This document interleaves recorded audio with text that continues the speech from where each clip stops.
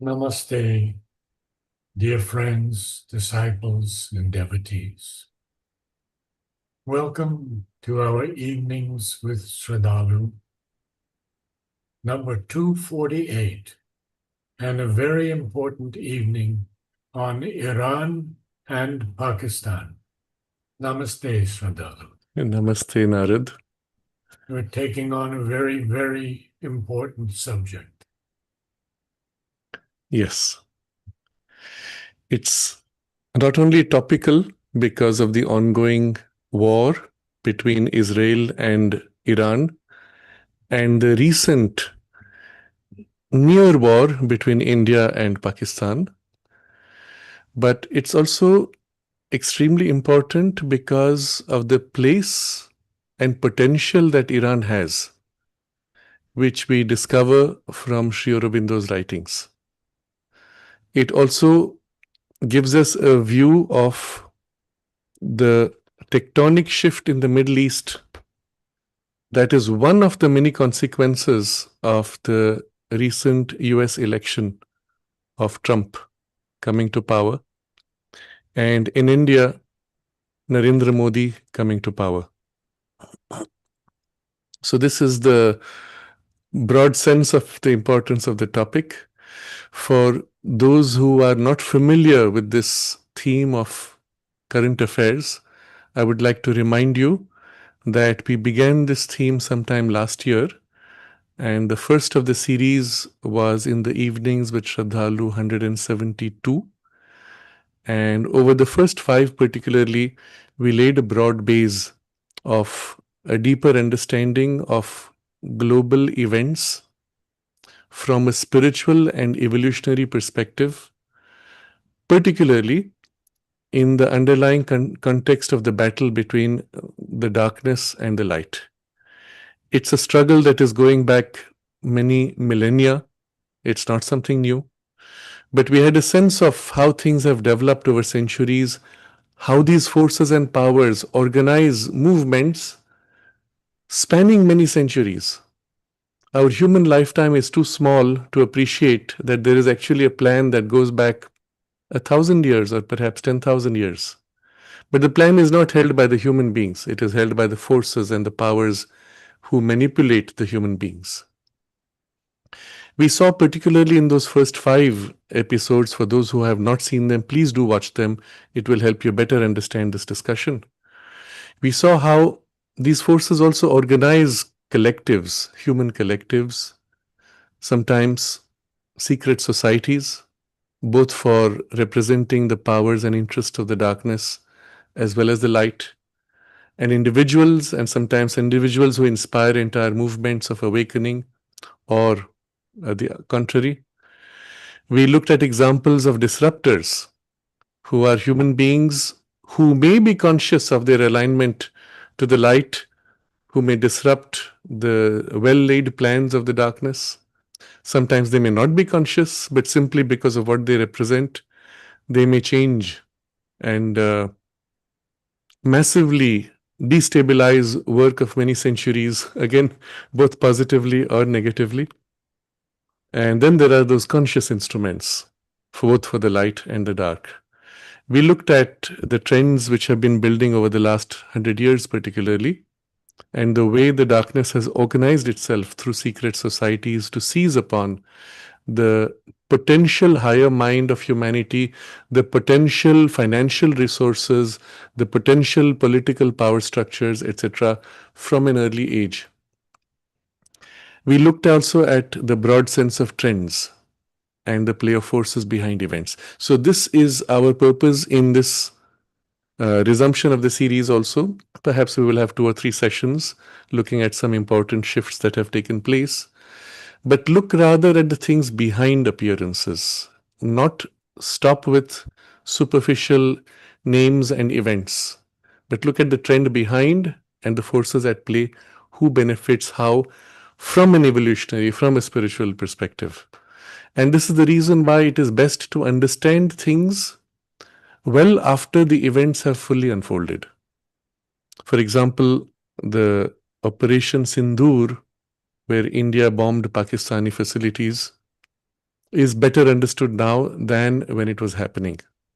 Although the ongoing present situation of Israel bombing Iran is in the middle of the whole thing, so we will not be able to see the full picture yet, which may be more obvious after a month or so. But still, what we will look at today are underlying realities and deeper spiritual truths of the Iranian people and the Iranian nation, and the importance of this transition that is taking place. So today, the contrast will also be between what happened between India and Pakistan and what is happening between Israel and Iran. And there's a significant contrast. The Indian operation ended in 4 days. Israel's operation is already more than a week and sees no sign of abating, and for reasons that we will understand better, and the work that needs to be done through that. So first we're going to step back and look at the underlying civilizational trends behind this space that we call Iran. As you know, traditionally it's not Iran, it is Persia. Sri Aurobindo and the mother more accurately describe it as Persia. Occasionally Sri Aurobindo refers to Iran. And the moment you say Persia, the picture is very different. Iran is an Islamic nation. Persia is non-Islamic. It's much more ancient, even more ancient than even the appearance of Islam, and is an elite civilization well before Islam appeared on earth. And so when it got Islamized, more obviously seen under the name and heading of Iran, when it got Islamized, the Islamization could not entirely override the underlying Persian values, ethos, culture, civilization. Much like in India. India is the only country which has not been fully Islamized nor Christianized despite several hundred years of effort. And because of the underlying strength of the original civilization, being able to resist and even absorb and integrate certain elements that came through these influences were relevant, but also to be able to resist. And so we see something interesting happening in the Iranian or Persian space. And I'm going to quote extensively from Sri Aurobindo. I was surprised at how much Sri Aurobindo has to say about this, and it took me a little too much time to put it all together, and I don't think I could do all. So I just picked what would be essential for us to understand.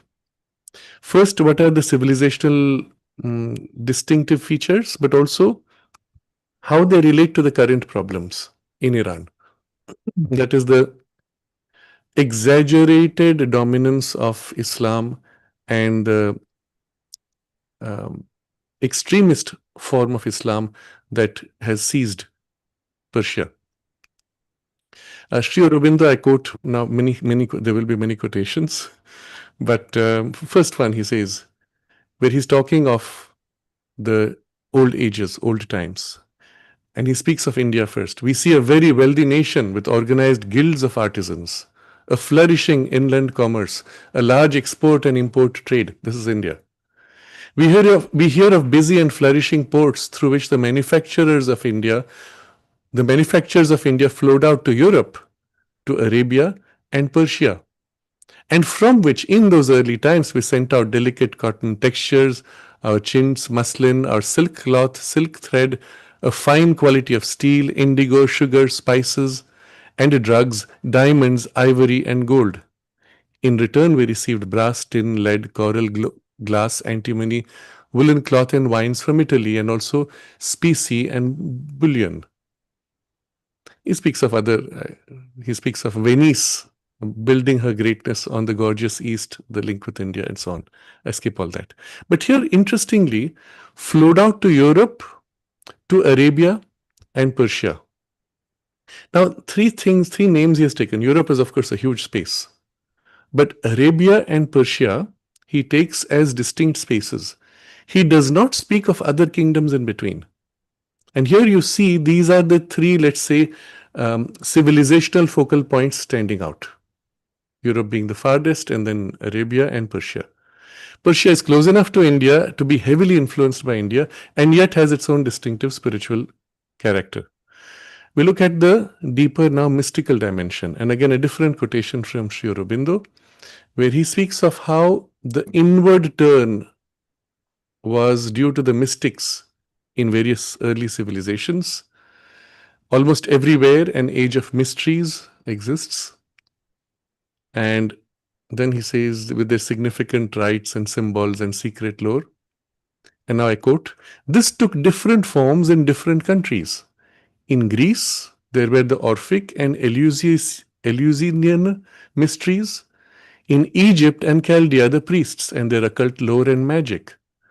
In Persia, the Magi. In India, the Rishis.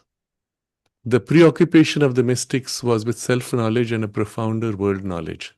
So here he is again pointing to significant civilizational spaces with a strong mystical dimension. India, of course, with the Rishis, Persia, Chaldea, Egypt, Greece. You don't find that in the rest of Europe. It's Greece. And from Greece, it spread to Europe.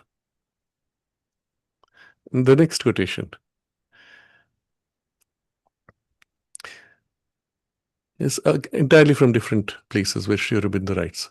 This mentality and this subsequent tendency to create from within outward being given, it was inevitable that the unity of India, first created for herself, should be the spiritual and cultural oneness. It could not be, to begin with, a political unification effected by an external rule centralized, imposed, and constructed as was done in Rome or ancient Persia, by conquering kingdom or the genius of a military and organizing people. So here are two focal points, Rome and Persia, who do not go inside out, but they go outside in.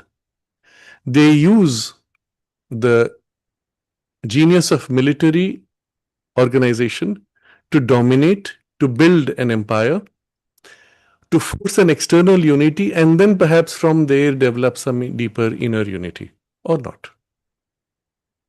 Rome and Persia. Now, of course, Rome, Sri Aurobindo has spoken of extensively because it becomes the basis for the whole, Rome and Greece become civilizationally the basis of Europe. But here's another one, Persia, quite independent, where you have a similar tendency outside in. And just on the next to India. And that's very interesting because being neighbors with India, it goes completely the reverse, where India is the inside out movement of civilization. Persia is outside in with military dominance. And then with this contradiction, literally opposition, we will find something else which is common between both. So we come to another quotation from Sri Aurobindo. The historic weakness of the Indian peninsula has always been, until modern times, its vulnerability through the northwestern passes. So, you have the Himalayas protecting in the north, even on the east, and then you have all the oceans on the south. But this northwestern portion is the weak point. So, this weakness did not exist so long as ancient India extended northward far beyond the Indus. And the powerful kingdoms of Gandhara and Vahalika presented a firm bulwark against foreign invasion. So Gandhara is Afghanistan of today, Kandahar. But they had now gone down before the organized Persian Empire. And from this time forward, the trans-Indus countries, ceasing to be a part of India, ceased also to be its protection and became instead the secure base for every successive invader. So the Persian Empire broke away from India. It started with certain common roots. Sri Aurobindo, in fact, speaks of the Vedic deities being very much present in the Persian early teachings, and then the shift with Ahura Mazda, etc. Even certain names, Bhaga, he says, still was present with the same Vedic name. And then at some point it becomes this military organization with an outside-in priority, breaks away from India as if from that influence and values, and becomes the base from which attacks on India become possible. You must understand this insight is not just an event of the past or circumstances of the past, it is also circumstances of the present. In the middle stages of India's freedom movement, Gandhi had sent his, I think, his son to Sri Aurobindo to try to convince him to join his non-violent movement. And one of the questions the son posed to Sri Aurobindo, why don't you accept nonviolence? And Sri Aurobindo's response to him was, if there is an attack on India from Afghanistan, how will you protect India with nonviolence? And the fellow had no reply. Afghanistan, Iran, on the edge of India, were still a clear threat or a basis for launching invasions. And we have to understand the place of Iran and Afghanistan even today. The problem is Pakistan is now that base. It's come into the Indian space after the partition. That has become it. But considering that eventually perhaps Pakistan might reunite with India, that's still the launching ground. So you must understand certain trends of civilizational values go across centuries. So then he says, Sri Aurobindo says, the inroad of Alexander brought home the magnitude of the danger to the political mind of India. And from this time, we see poets, writers, political thinkers constantly upholding the imperial ideal or thinking out the means of its realization. Then he speaks of Chanakya and then the successive series across 9 centuries of Maurya, Shunga, Kanva, Andhra, Gupta dynasties working to protect India and to build the empire structure on that edge, on that border.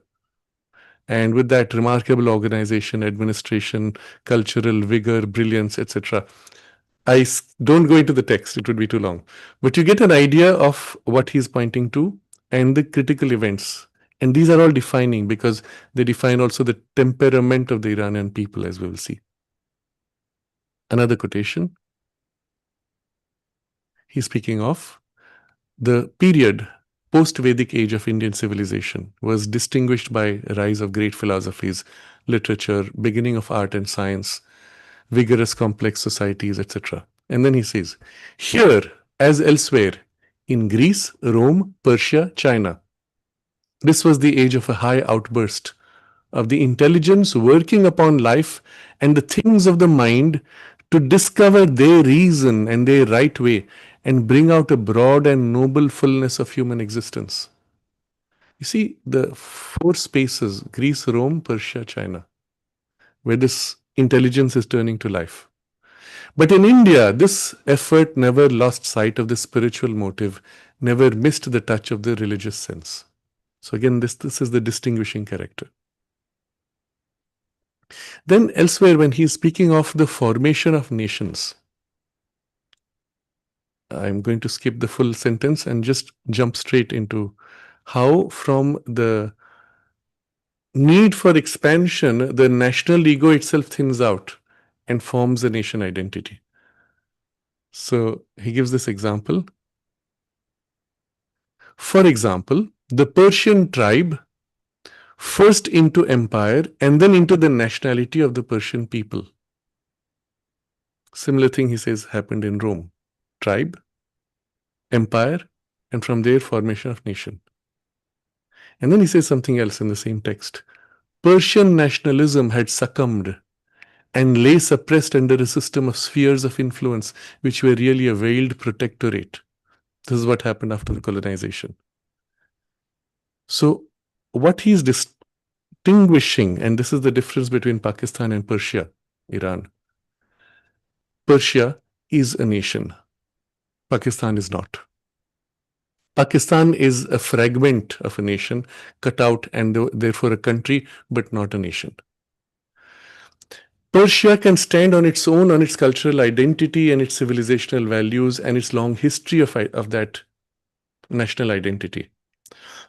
And so is able to face the world. It can also be hijacked, as has happened under the mullahs, but can stand on its own with its distinguishing character. Pakistan cannot. Pakistan, in fact, has no other identity except its Indian identity, because it is India, an arm cut out. And so when it stands up against this larger mass and overwhelming reality of India that already exists, how does it distinguish itself? It cannot. And if it doesn't distinguish itself, it'll ask, well, why are we separate? It would merge instantly back. In order to distinguish itself, therefore, it has to compete with India by either fear, hatred, anger, or some fake story of its separate identity. And this is the problem of Pakistan. Unlike Iran, which has no problem with India, Pakistan will always have a problem with India as long as it is kept artificially separate. And the same for Bangladesh. These are not nations, these are artificially carved out chunks, countries, we could say, but really of a part of the Indian civilization and nation. So here's a very big difference. And a lot of what is happening you will understand also in terms of this distinction. Again, another quotation from Sri Aurobindo. When this democratic idea from Europe spreads into the world, Sri Aurobindo says this: the idea of the free democratic nations had practically triumphed in all of America and Europe. The peoples of Asia had equally accepted this governing ideal of the 19th century. And though the movements of democratic nationalism in the eastern countries, Turkey, Persia, India, China, were not fortunate in their first attempts at self-realization, the profound and widespread working of the idea cannot be doubted by any careful observer. So he points out how this idea has come and it has set already in these spaces: Turkey, Persia, India, China. Again, interesting because Turkey has a distinctive character also. And he's showing how the ideals, the principal gifts from the French Revolution are settled here.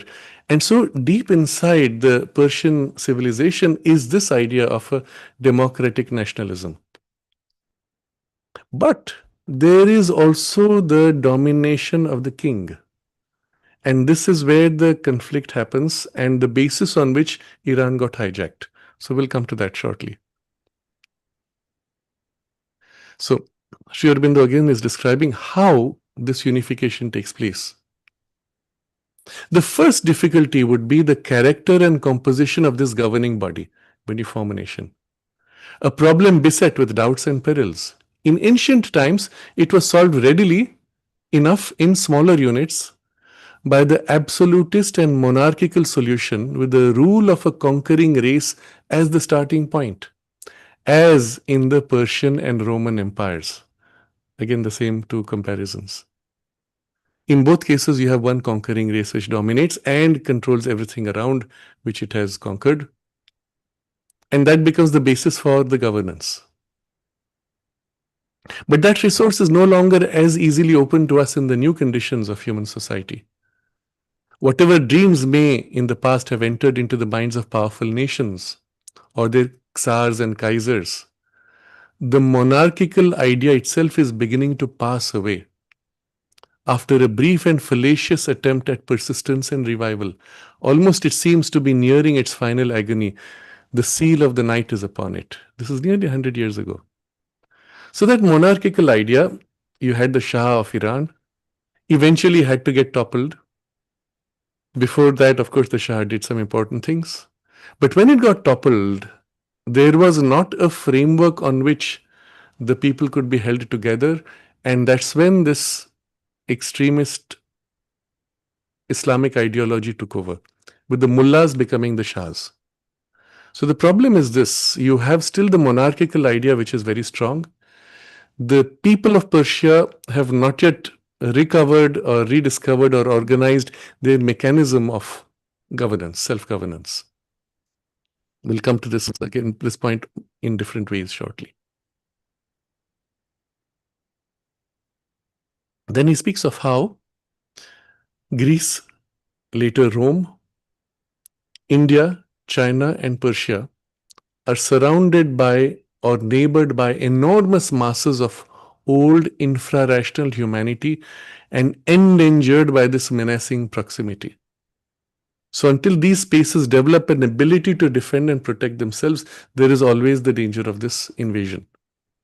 At this stage, the light and power of civilization always collapses in the end before the attack of the outer darkness. The barbarian has always a greater physical force and unexhausted native power of aggression than the cultured peoples. So here we understand what happened in Iran.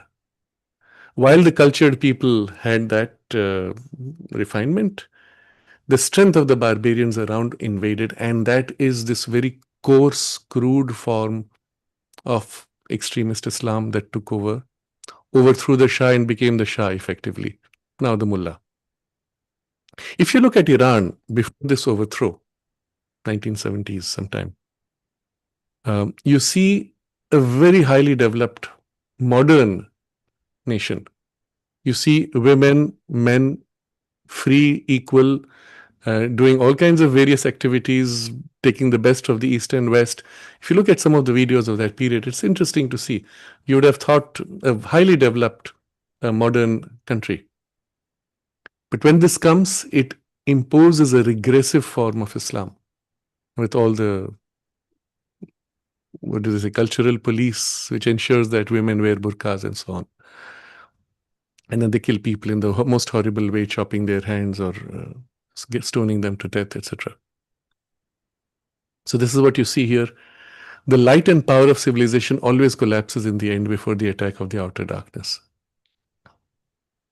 Another interesting observation he makes. He says, in Africa, in China, in Persia, Mesopotamia, so 4 spaces, cultural motives determine political and military action. Sorry, commercial motives determine political and military action. So the drive of why they take military action or political action is commercial. Africa, China, Persia, Mesopotamia. You see the profound insight he gives you. This is 100 years ago. It describes the China of today. So Mesopotamia is all that region of Iraq and further. And then in Africa, and of course now in Persia. So when Persia had this fight with Mesopotamia, Iran versus Iraq, 10-year war, behind that commercial motives. It also had the tendency of Iran to expand, which was the Iran Empire tendency, to want to dominate and rule. So all these trends of going back several centuries, maybe 10 centuries or 20 centuries, all these trends which you see in the civilizational values were present and without which you would not understand why Iran and Iraq were fighting for 10 years meaninglessly, both buying arms from the same Western sources and killing each other for no reason at all. So then he says, war is no longer the legitimate child of ambition and earth hunger, but the bastard offspring of wealth hunger and commercialism with political ambition as its putative father. So political ambition, commercialism, wealth hunger, these are the driving forces for war. In the case of Persia, particularly now, into that you bring in the ideology that comes with the extremist mullah, who brings hate for Israel as part of its indoctrination. Again, there's no logic to it. It is written in the book. That's all it is. So you have to hate, you have to kill because it is written in the book. Apparently, and I have not read it, in one of the holy texts followed by the extremist ideology, it actually says that if a Jew hides behind a rock or a tree, the tree will tell you there's a Jew hiding behind me, kill him. Such is the indoctrination that comes in that mullah mentality. So what you see here is a disconnect between the mullah ideology and the underlying Iranian people, culture and civilization. This disconnect is critical to understand what is happening right now and what Israel is doing and what behind Israel Trump is doing. And we're going to look at that a little bit in detail. But understand this thing. There are 2 different influences. There is the civilizational value of the Persian people, their culture, their nation identity, and upon that the imposed mullah values. And even though they've been there for 2 generations, maybe a little more, they cannot wipe out centuries of culture. What is interesting when you look at, and I've met people from Iran in various spaces outside Iran, obviously, it's amazing to see the kind of self-respect, refinement, culture, sense of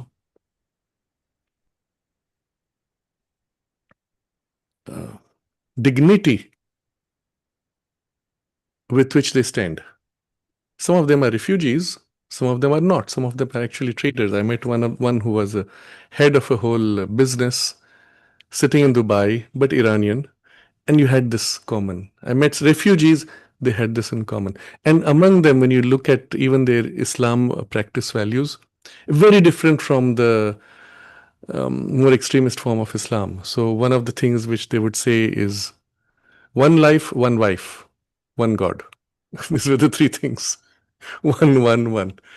You marry for life, no four wives, none of this triple talaq to dismiss a wife, marry another, etc. None of that. It was a commitment which came from a certain refinement of civilization and intellectual civilizational values going back many centuries.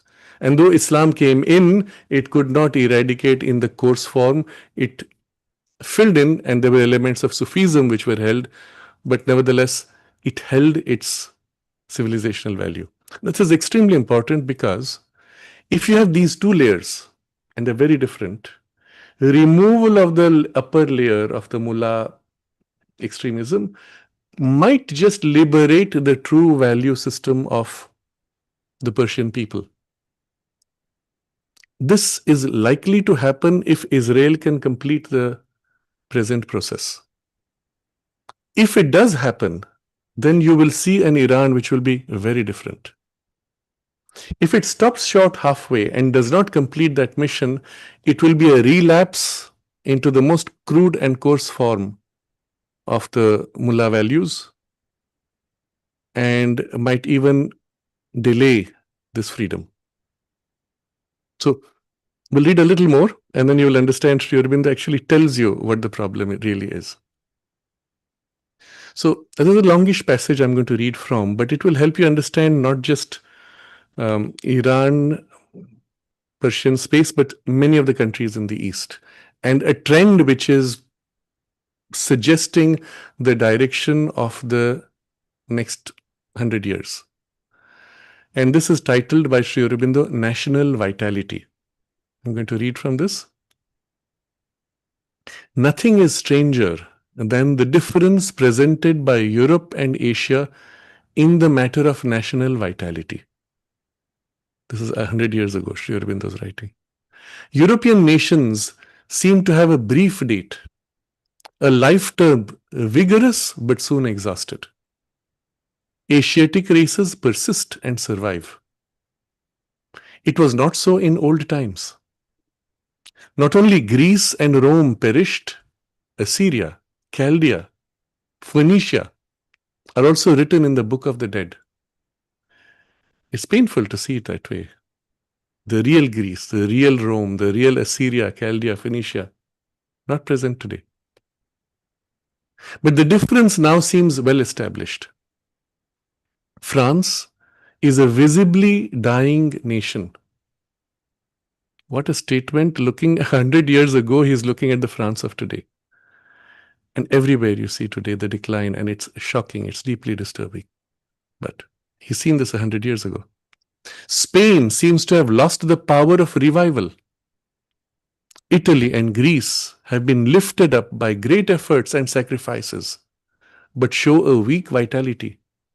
You really have to go into their history to understand this effort of lifting up and the sacrifices that were necessary to push forward this.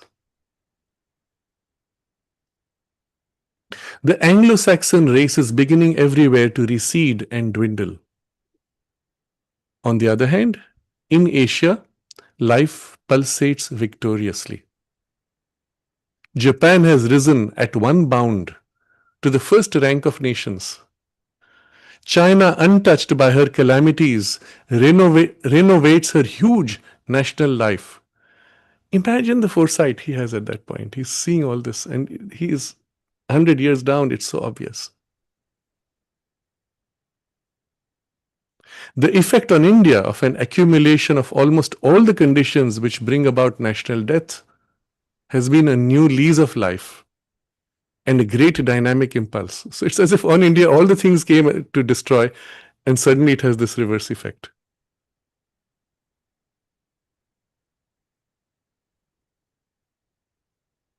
Of the Mohammedan races, Not a single one is decadent.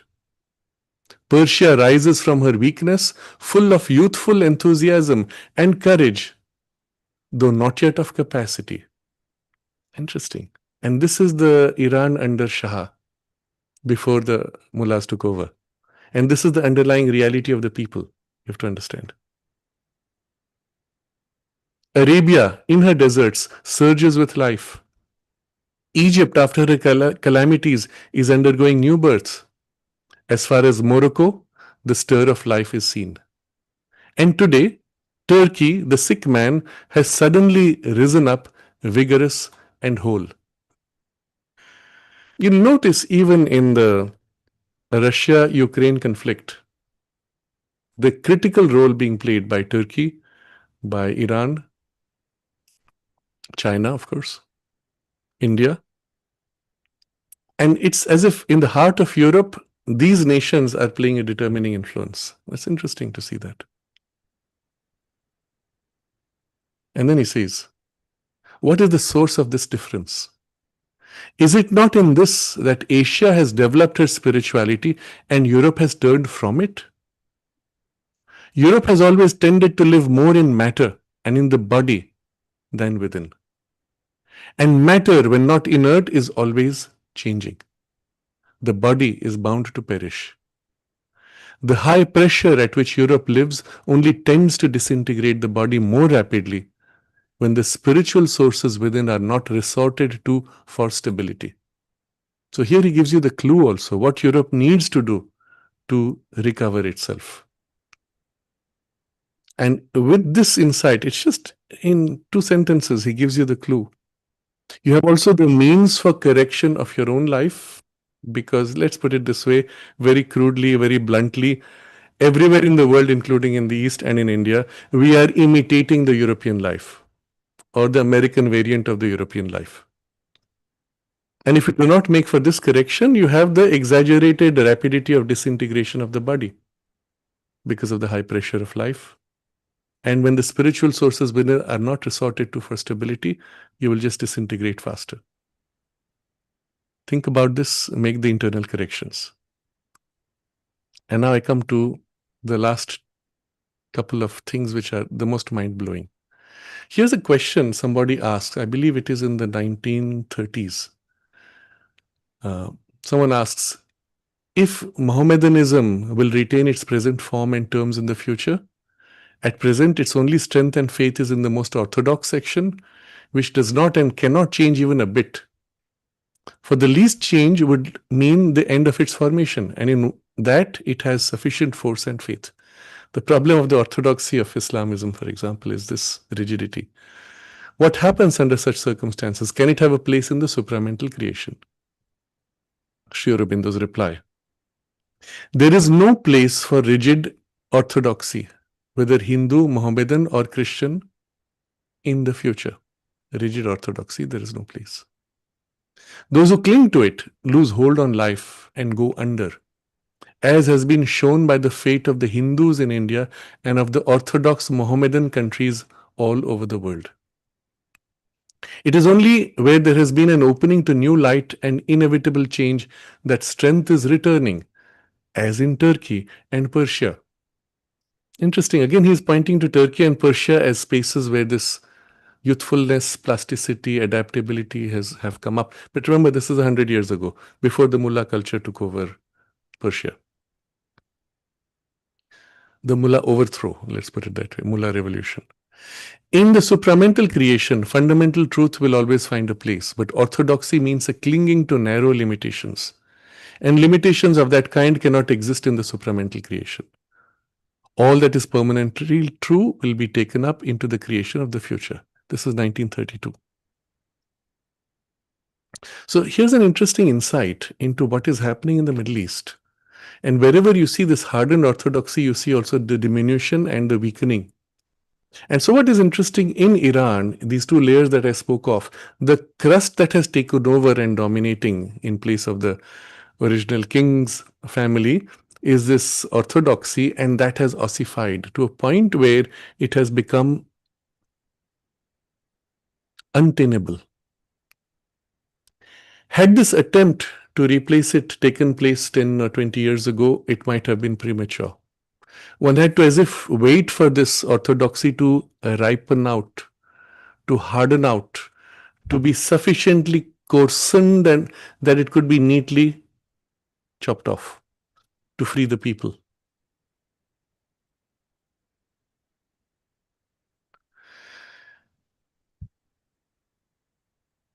There's one quotation where he speaks of how when Asia has embraced an ideal, it always universalizes the ideal. So it's an interesting observation he makes. In the Christian countries in Europe, they'll profess the Christian faith, but confine the Christian ideals of human brotherhood to their own nation. And seen from Asia, that seems like so silly. I'm going to read the exact text. To profess the Christian faith and persist in confining Christian ideal of human brotherhood to one's own nation strikes the Asiatic as a monstrous hypocrisy. But this is in fact the reality in Europe. The same ideal now brought, let's say democracy in this case, brought into Asia is not just for their country, but it gets universalized. So he says, nor, as we have had occasion to remark before, has the ideal had to win its way into the heart of the Orient through a welter of its martyrs' blood, as has been the case with all the kinds of ideals in Europe. This is the secret of the willingness and readiness with which the monarchies of Asia are democratizing the constitutions of their country. Now you can see much later now, the same thing happened recently in Nepal, in Thailand. Suddenly, the king gives way to a democratic institution while still remaining king, but no more interfering the democratic process, protecting it. How could this happen? Well, that's pretty typical of Asia, and it didn't need martyrs' blood. It was just by an acceptance of the ideal, the willingness and readiness. And then he says, he gives this example, the period of English history dating from 1066 and ending with 1832, the Shah of Persia has had the magnanimity to summarize into a few years of Persian history. So 800 years, nearly 750 years of the struggle of English history were compressed into just a few years by the Shah of Iran, Shah of Persia, and established in Persia. That's the flexibility, adaptability available in some of these Asiatic spaces, to use Sri Aurobindo's phrase. It is therefore that the average Indian who has studied England's history and literature feels so extremely perplexed and is just now beginning to feel indignant at her strenuous and persistent refusal to give India that liberty which she has so prized all through her history. So this was in Sri Aurobindo's writings about while fighting for freedom. But you see, the Shah of Persia managed to do this in a few years, condensing 750 years of struggle of English history. Interesting. And then there's another text where he's speaking of the trends in the East. The strong desire for freedom is unfurling all over Asia. Nothing is impossible. Nothing is unattainable for the superpower that is adept to change. What we say is impossible can turn possible and attainable with the motivation of Mahashakti, the divine Shakti, and the accurate means of Mahashakti. What we call as futile exercise becomes possible and inevitable by the will of the Almighty. And then he gives the example. Persia was weakened as the two great demonic forces were exerting power and crushing it. But the country surmounted numerous obstacles and gathered strength at a slow and steady pace and has risen from the confounded state. But from where did the Turks, who were at the verge of extinction, drink the elixir of life and revive their lost enthusiasm, their vigor and youthfulness, and become a power to reckon with and instill fear in Europe? Then he speaks of China, Arabia, Turkestan, India, how they're waking up from the slumber. And then he says the first signs of unrest have already appeared in Afghanistan. Only Brahmadesh, Burma, and Shamdesh, Siam, also known as Thailand, still remain uninfluenced by this turmoil for independence. Interesting, even the names he gives for Burma and Thailand, the original Sanskrit names. Now, the last quotation I will give is the most important because it literally blows your mind, because you understand the forces behind the divine forces shaping nations and how they work. And this insight only someone like Sri Aurobindo can give us. Remember, Sri Aurobindo had literally brought India to the brink of complete freedom. That's when he was jailed. At that point, after a year when he comes out, he says suddenly there's silence everywhere. He could have completed that work, resumed it, etc. But he is giving the Adesh, the divine command, to go to Pondicherry to prepare for a greater work. But as a consequence of the work already initiated, 10 years later, the British come to the negotiating table to discuss India's freedom, 1921, 2021. Because Sri Aurobindo is also working from the higher domains to push for this freedom. That's when Gandhi completely disrupted the freedom struggle and told them we don't want freedom, and postponed the freedom by another 27 years, which led to the huge inertia in the Indian people and so on. But I'm not going to look at that. I'm looking at this point where it was brought to the brink of freedom, not once but twice, and delayed each time. And what's the underlying cause? So here Sri Aurobindo gives you this amazing insight, and he also links it to what happens in Persia. In the groundwork of the new nation, the old evil stuff lingered. And therefore, God trampled our work, that is Sri Aurobindo and his team, trampled our work to pieces in order to have it out, so that it might be seen, recognized, and rejected. So all that evil had to be forced out by this trampling. It was that work the repressions and reforms have come to do. And it is almost done when he's writing this. Had we gone on in our first victorious rush, unhampered and undefeated, we would have entered the kingdom of Swaraj, full independence, with an imperfect national character, full of the temporarily repressed vices which would have come to the surface as soon as the great stimulus of a successful struggle had been removed. And the last state of the nation might have been worse than its first. So if at that point that process had been completed without the removal of this evil, then the conditions might have been worse. At any rate, there would have been infinite troubles, reverses, and disasters for the liberated nation.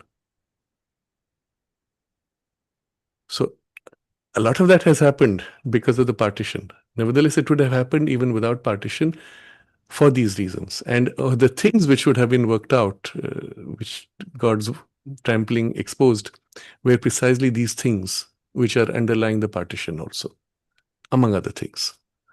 Among other things would be the more coarsened form of orthodoxy, these divisions between the religious groups, etc., and perhaps others. At any rate, there would have been infinite troubles, reverses, and disasters for the liberated nation, such as are in store for a nation like Persia. He's telling you that India avoided the thing which is going to happen in Persia. Such as are in store for a nation like Persia, where the struggle for freedom has not been sufficiently intense, arduous, and complicated in its features to purify the people and build its character. Fascinating, mind-blowing insight. That for Persia, it got it too smoothly, too easily, and so there has not been enough intense, arduous, and complicated struggle to purify the people and build its character. If you understand this point, you understand why the Mullah revolution had to come and the struggle of the people to overthrow that. If they do, if they don't, they are doomed. If they do, they suffer. But through that suffering, through that struggle, through that arduous and intense and complicated effort, perhaps there will be the purification and the building of character. But it may not be enough to overthrow the mullah. It may need an external intervention to chop off the head of the snake, so to say.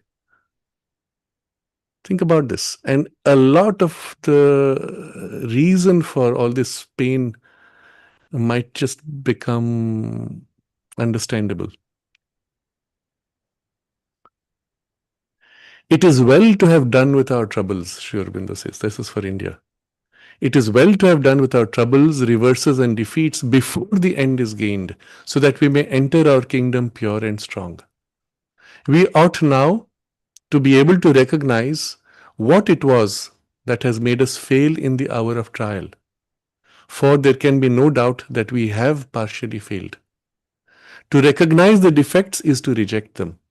And with the will to rise, will come the means which will help to raise us.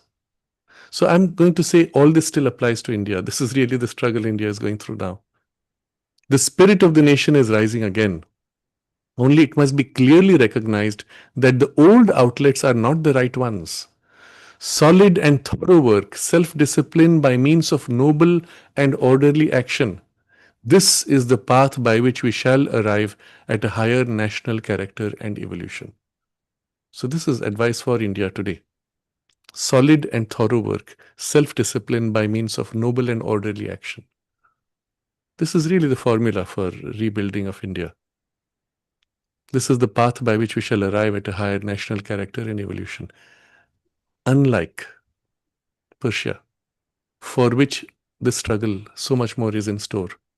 What is in store is this troubles, reverses, defeats before the end is gained.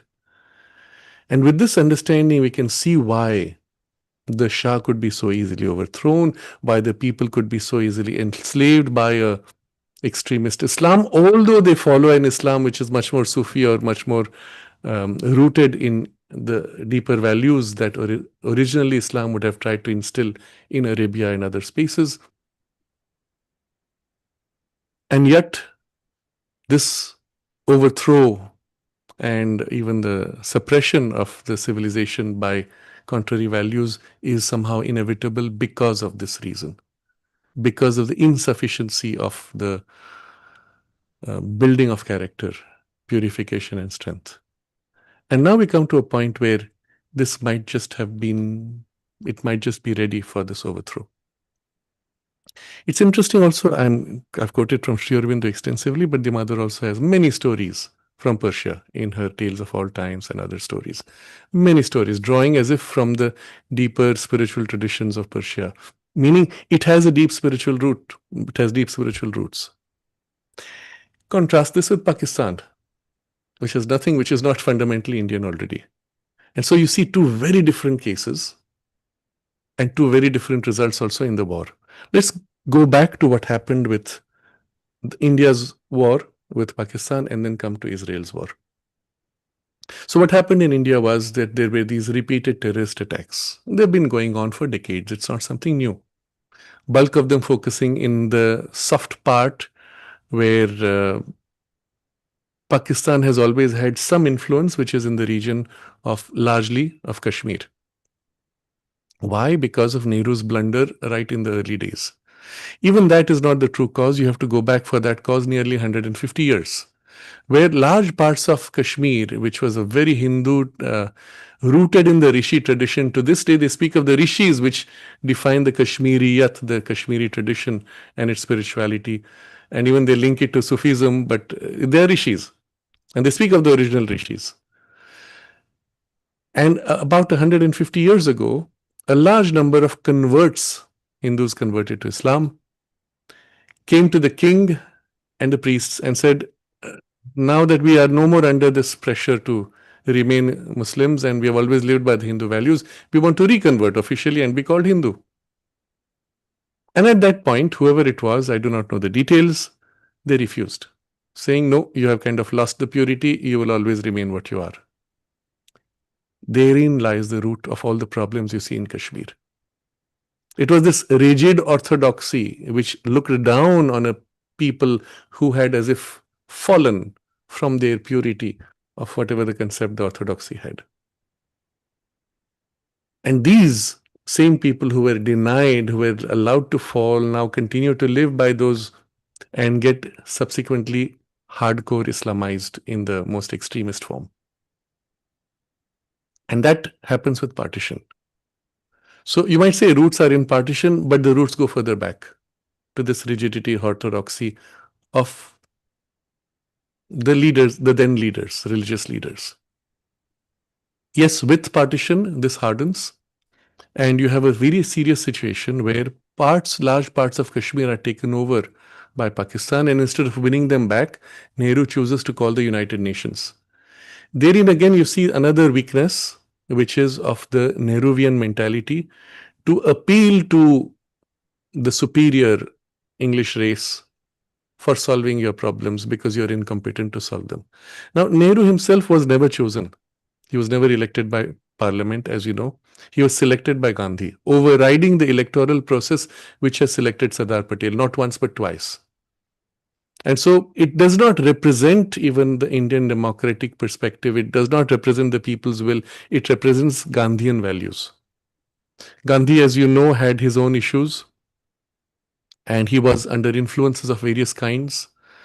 I will perhaps place on record something which is not comfortable to many people, but there's a statement that the mother made orally then, that she said, and this was during the Second World War, before India became free, or was it just after? In that period, towards the end of the Second World War,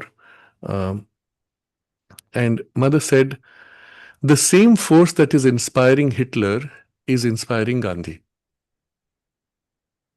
There were many in the ashram who were Gandhians.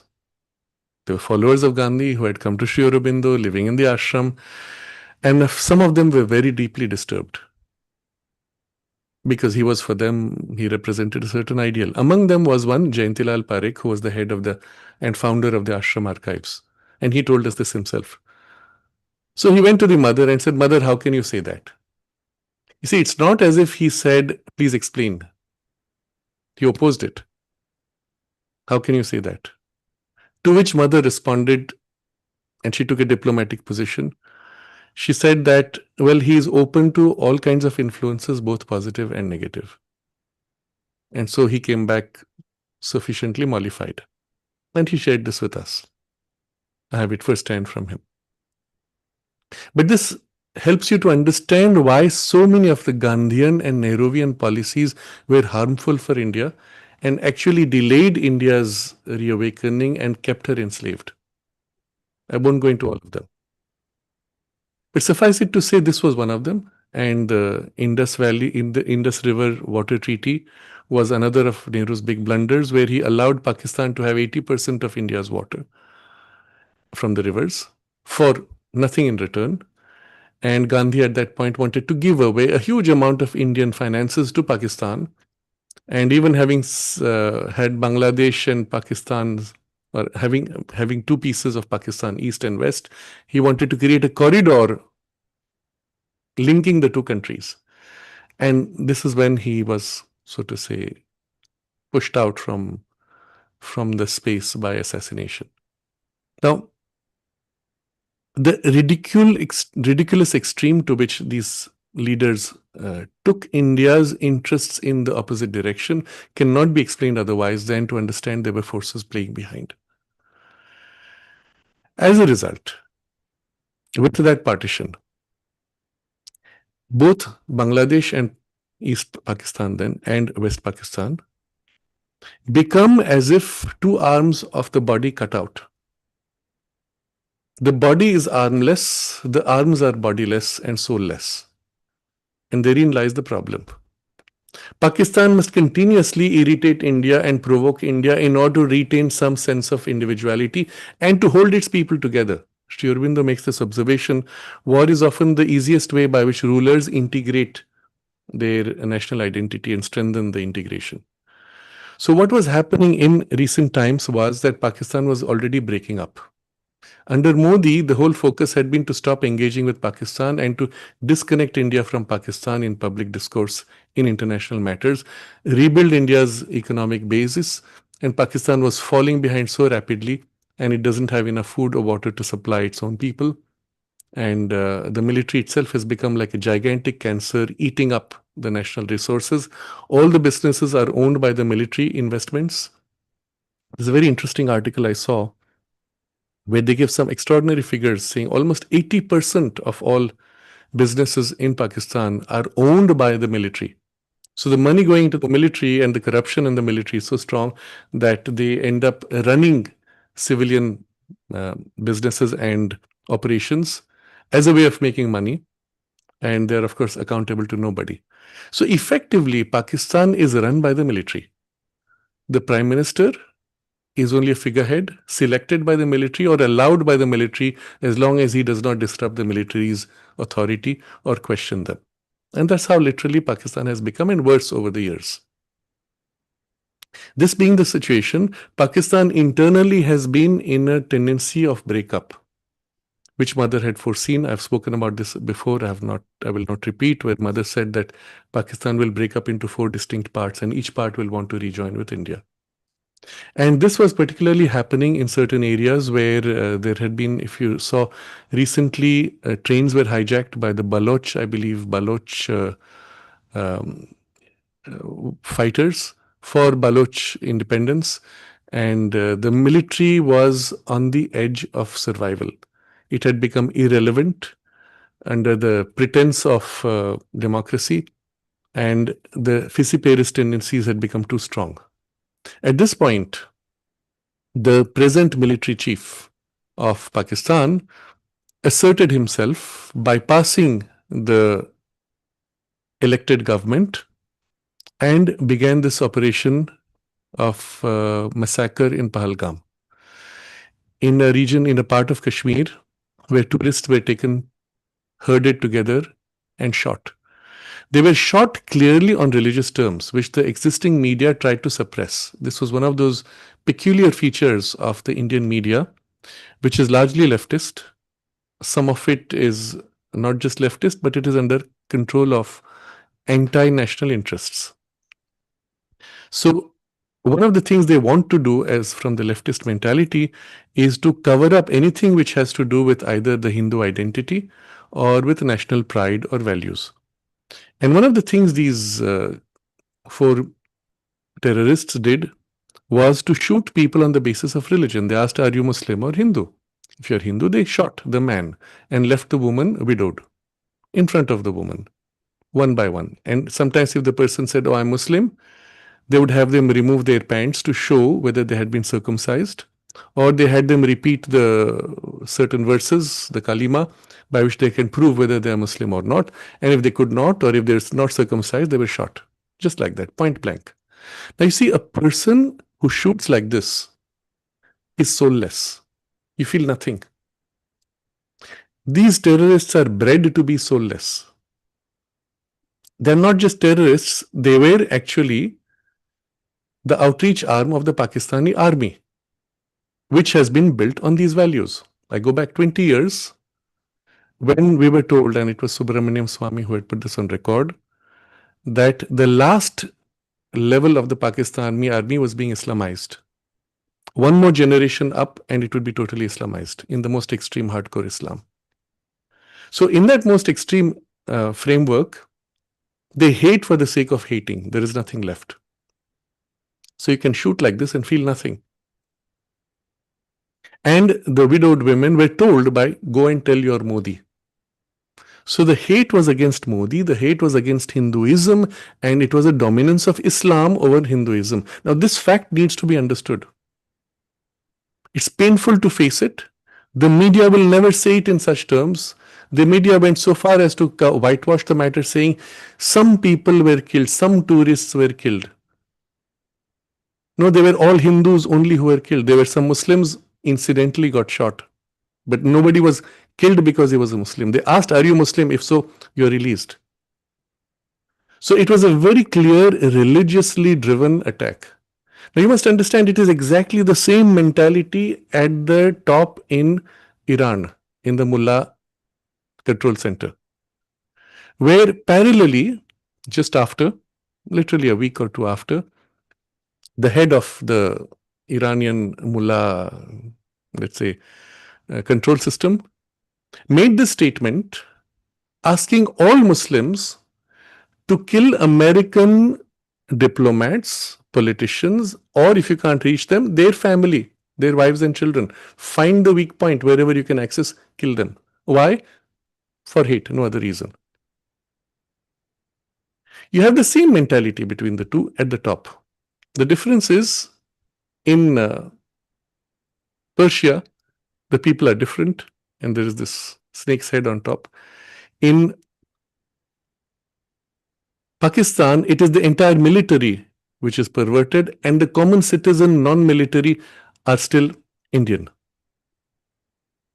You can't chop off the military as easily as it is in Iran. So there's a big problem there. Pakistan has a much more deeply rooted problem. And here it was the military head who takes a decision to prevent Pakistan from breaking up by going to war. By provoking this kind of an attack, which is religion-based and an anti-Hindu attack very specifically, he is provoking India's retaliation. The problem is the provocation itself is a religious provocation. The response is a non-religious response.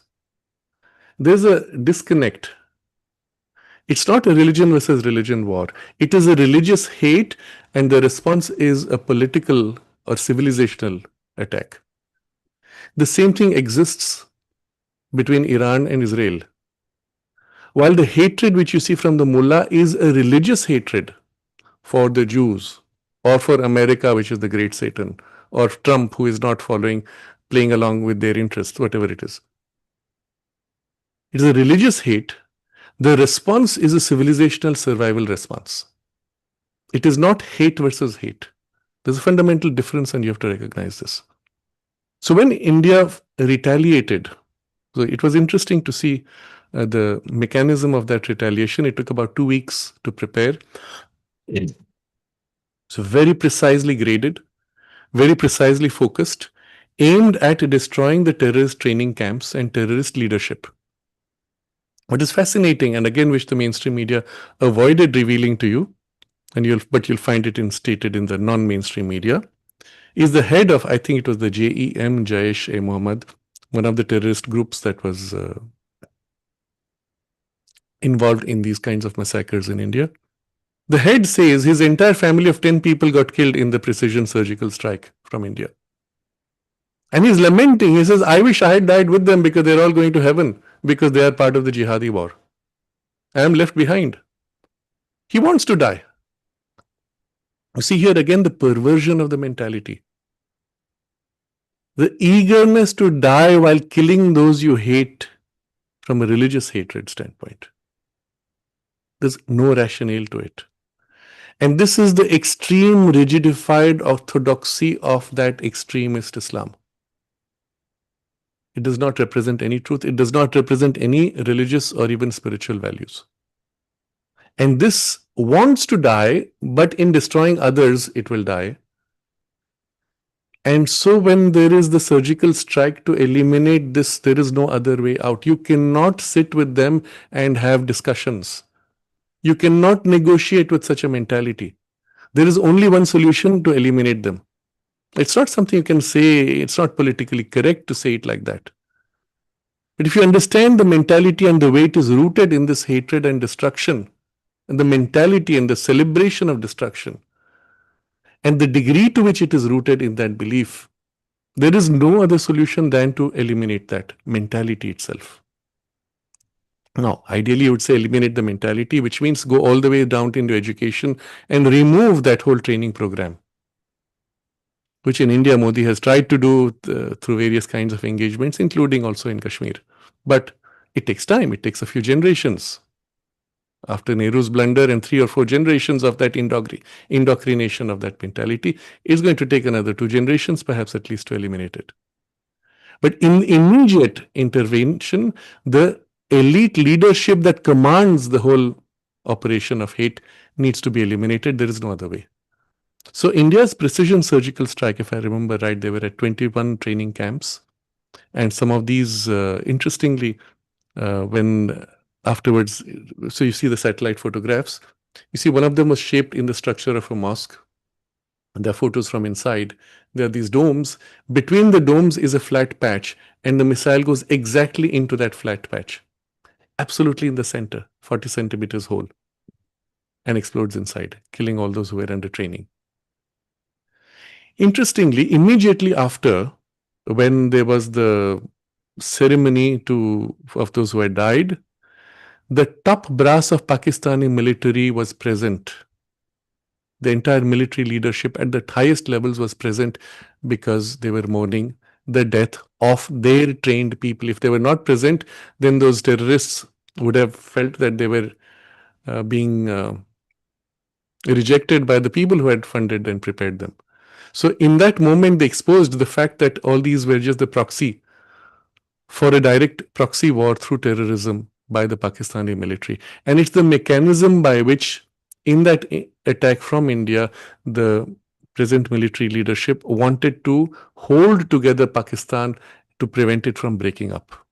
You have to understand how important this is, because if this had not taken place, Pakistan would break up very quickly. By provoking this attack, they hope to delay the breakup, but they can only delay it. On the other hand, with this, once it is exposed that Pakistan actually lost enormously, the same vociferous tendencies might get amplified, and that's to be seen. So comes from Pakistan the response, using this as an excuse, oh, India has attacked us. No, it attacked only the training grounds. The military officially launched attacks on India. And these were not precision strikes. These were aiming at civilian facilities and religious structures. Again, hate all which are not Muslim. So they aimed at the Golden Temple, everything near the border, all the temples and religious places, and civilian cities, including Delhi, Bombay, etc. Fortunately, India under Modi had already put up this same protection mechanism which Israel has, 3 layers protection. Israel calls it Iron Dome. We had the Russian mechanism and the Indian, designed and developed in India. And the two together were enough to prevent all the drones and all the missiles from, practically all, from hitting targets. Effectively, Pakistan's counter was nullified. But that counter was followed by a stronger strike this time, because these were military attacks, not terrorist attacks.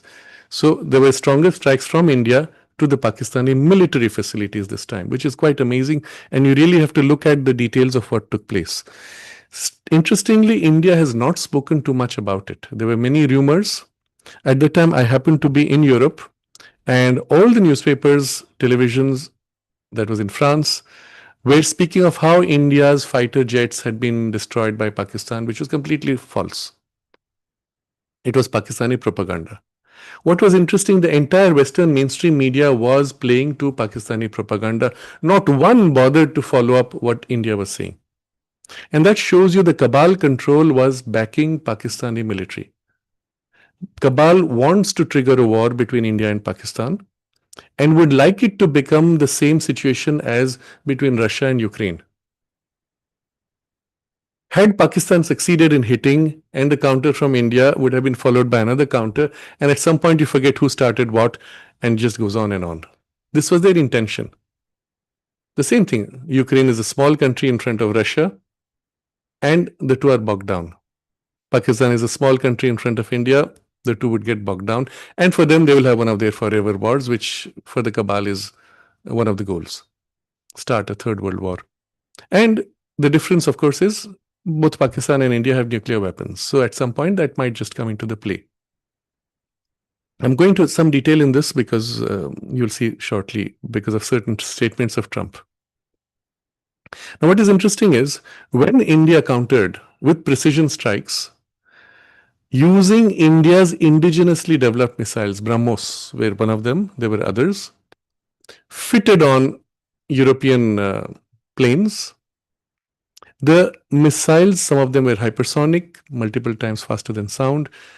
They were completely undetected. The Pakistanis could not counter them with their Chinese missiles. All of them struck home on the military facilities, destroyed the aeroplanes, destroyed the AWACS. Two of the AWACS of Pakistan were destroyed, and severe setback to the Pakistani military. This was stunning. It was stunning globally because nobody expected India was so precise and so advanced in its military response capability. These missiles had never been tested in a battleground. Even for China, it was a shock. The Chinese missiles and jets which Pakistan had were completely powerless. The Chinese radars and detection systems were powerless. Tested on battleground, India was far superior. The practical result was that Pakistan was hugely set back, and the objective of integrating Pakistan would have been completely, well, reversed. So very quickly, Pakistani propaganda picked up saying, oh, they destroyed so many jets, they destroyed so many targets, and the head of the military, chief of army staff, orders the prime minister to award him field marshal as a victor of a war. This is very important to understand. Who rules Pakistan? Not the prime minister. Is the head of the military. He decides who will be prime minister, or he decides whether the prime minister will stay on or be dropped. And you can see that in the history of Pakistan. He orders that he should be awarded this position, which promptly he is awarded.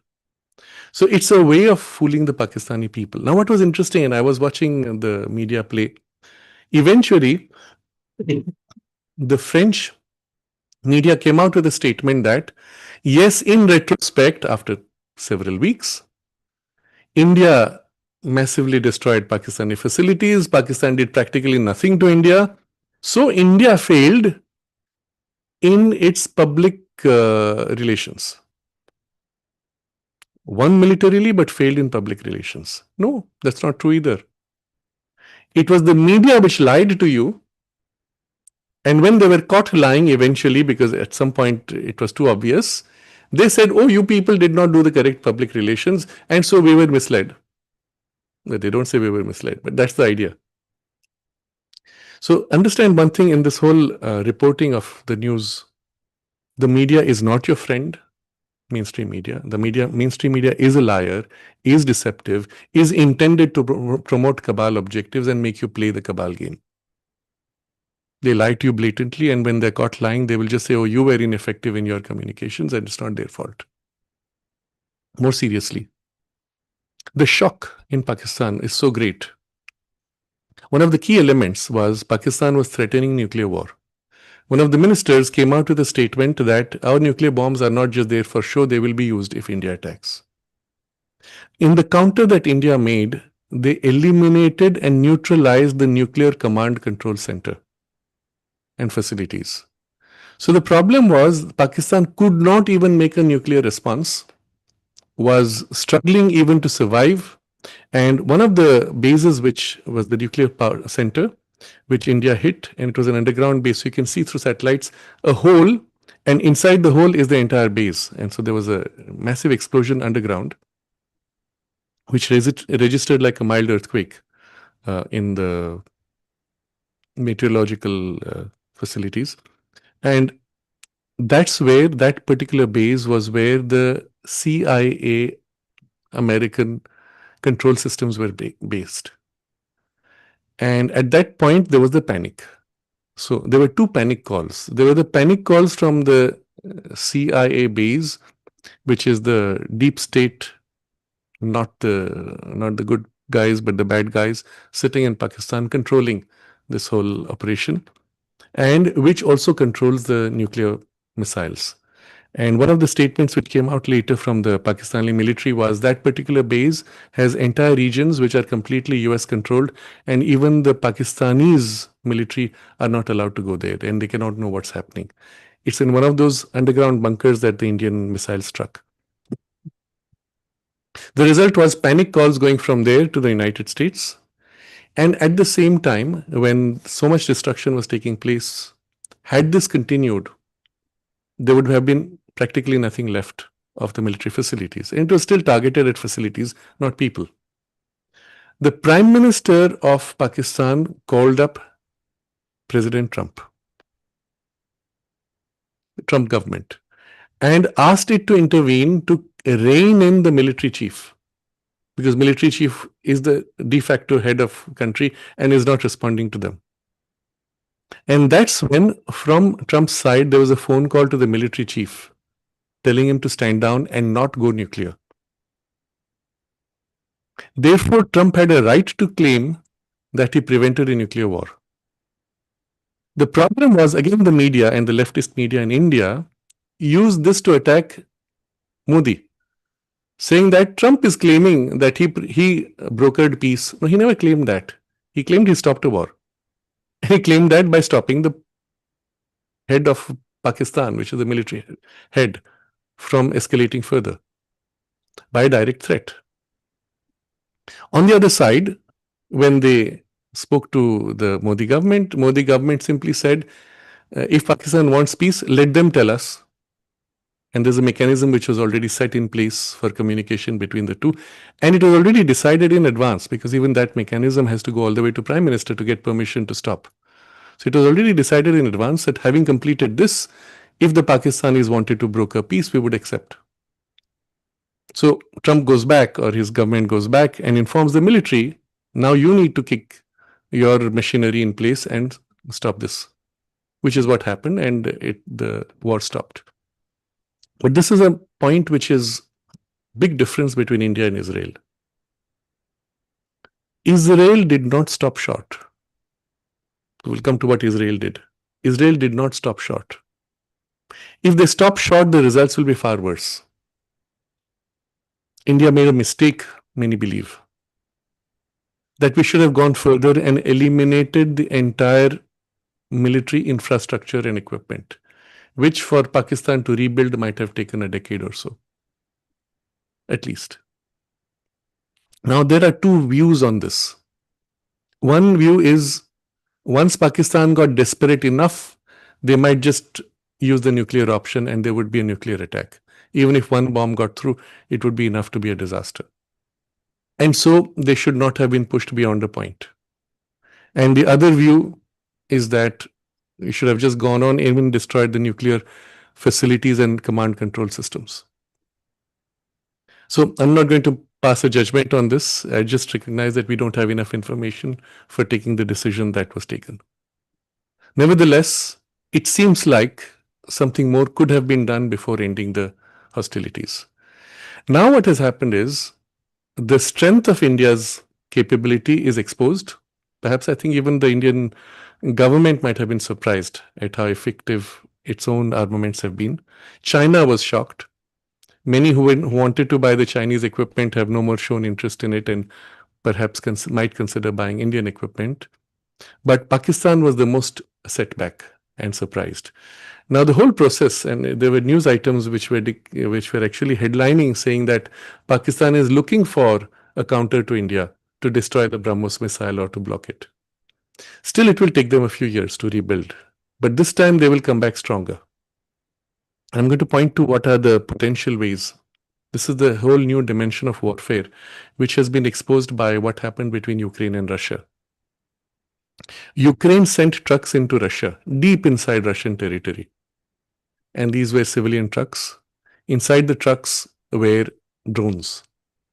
The drones came out of the trucks just next to the nuclear bases of Russia and attacked their nuclear planes, which under certain treaties with the United States, the planes had to be always visible to satellites. So they were parked in the open. You come to a base, you're barely half a kilometer away, your drones pop out, go and blow them up. It's so easy. There is no way to defend against such an attack, practically. This has set a new basis for warfare, where distance doesn't matter. Iran or China can put trucks in the United States next to its military facilities. Drones will come out from the trucks and blow up their planes, and there's nothing you can do about it. For the last 3 years, China has been buying up large parts of agricultural land exactly next to the US Air Force bases and nuclear facilities. Why? Obviously, for an object like this. There's no other object. Or one simple object would be spying. But why do you want to spy? Eventually, it is to intervene. And the same might happen in India.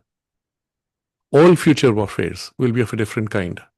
There will be guerrilla warfare of this kind using drones. So even though Pakistan sent hundreds of drones, they were all blocked because of this 3-layer defense system. Exactly the same thing happened from Iran. They sent out drones and missiles, which Israel was able to neutralize. So this I'm setting aside this discussion with Pakistan. But look at the future, it's going to be very different. And we come now to what happens with Iran and Israel. Not only Iran had announced the killing of American leadership and their family, they had also declared that they had started enriching uranium because US was not falling in line by negotiating, which Obama had done. So Obama had, under a certain treaty, which is still to this day secret, and the treaty was signed by him directly bypassing Congress. Nobody knows what was in the treaty. They said Iran would promise not to make nuclear weapons within the Iranian space, and for that they would be given billions of dollars in cash. So there were plane loads of cash in euros that flew to Iran. I've mentioned this before, so I won't go into detail. On the other side was a promise that they would not make nuclear bombs in their space, but they could make it elsewhere. For example, in Syria or other nearby countries. And they had underground facilities where this purification of weapons-grade uranium was taking place. So at some point, Israel began this counterattack of which we have spoken already, where it attacked the Hamas leadership and used the bombs and walkie-talkies. But having eliminated the Hamas leadership, having eliminated the other, again, Iran-funded groups, you have to go all the way back to the snake's head, so to say, from where this whole program starts and operates. And so it was a question of timing now, when Israel is ready. Israel cannot do this on its own. It needed two things, the weapons and equipment, people it had. But it needed also intelligence, very advanced satellite intelligence, which was provided by the United States. Now, what is interesting in this attack, a few days before the attack, Trump says, oh, it's going to happen. We're trying to stop them from doing it. We have told them not to do it. And then Israel does it. So there's a hands-off position that the United States takes. And Trump says, oh, we are not involved. They did it without our permission. At the same time, Trump says they wanted to eliminate the mullah who's the head of Iran. And Trump said, no, unless he attacks a US facility, you don't kill him. And Israel follows. So who's behind the attack? Who is really in charge? And you see very clearly this is a move from the Trump government to clean up the situation in Iran and eliminate the deep state control, the cabal control of Iranian leadership. Israel is the front with all the intelligence and backing provided by United States government. But also, you see, Trump, he comes across, at least the way the media portrays him, as if he's boasting. But in that is his diplomacy. In that message, he said, if you ever touch American citizens or facilities, then we will knock out the top leadership of Iran. Until then, we don't knock it out. So it's informing the top leadership. You fight your war with Israel, do not touch us. Israel, interestingly, uses this by eliminating the entire military leadership, the Quds leadership, the guard, which were the elite guard protecting the top leadership, Republican Guard, I think they call them, eliminated their heads, targeted civilian spaces to eliminate 9 nuclear scientists, and obviously their home means some of their family members would have died. But all this within a few hours of attack, knocking out the entire infrastructure for creation of a bomb, including the people. There's a thoroughness, there's a precision. It's not reckless bombing. And there's a reception. So what they did was, through the series of strikes in the sequence, they first eliminated the command and communications, radars, etc. And the military leadership then went underground. They waited for them to go underground and then sent in the bunker busting bombs to blow them out while they're underground. So the entire top leadership was eliminated very carefully, very precisely. Yes, of course, you have civilian casualties, but minimized.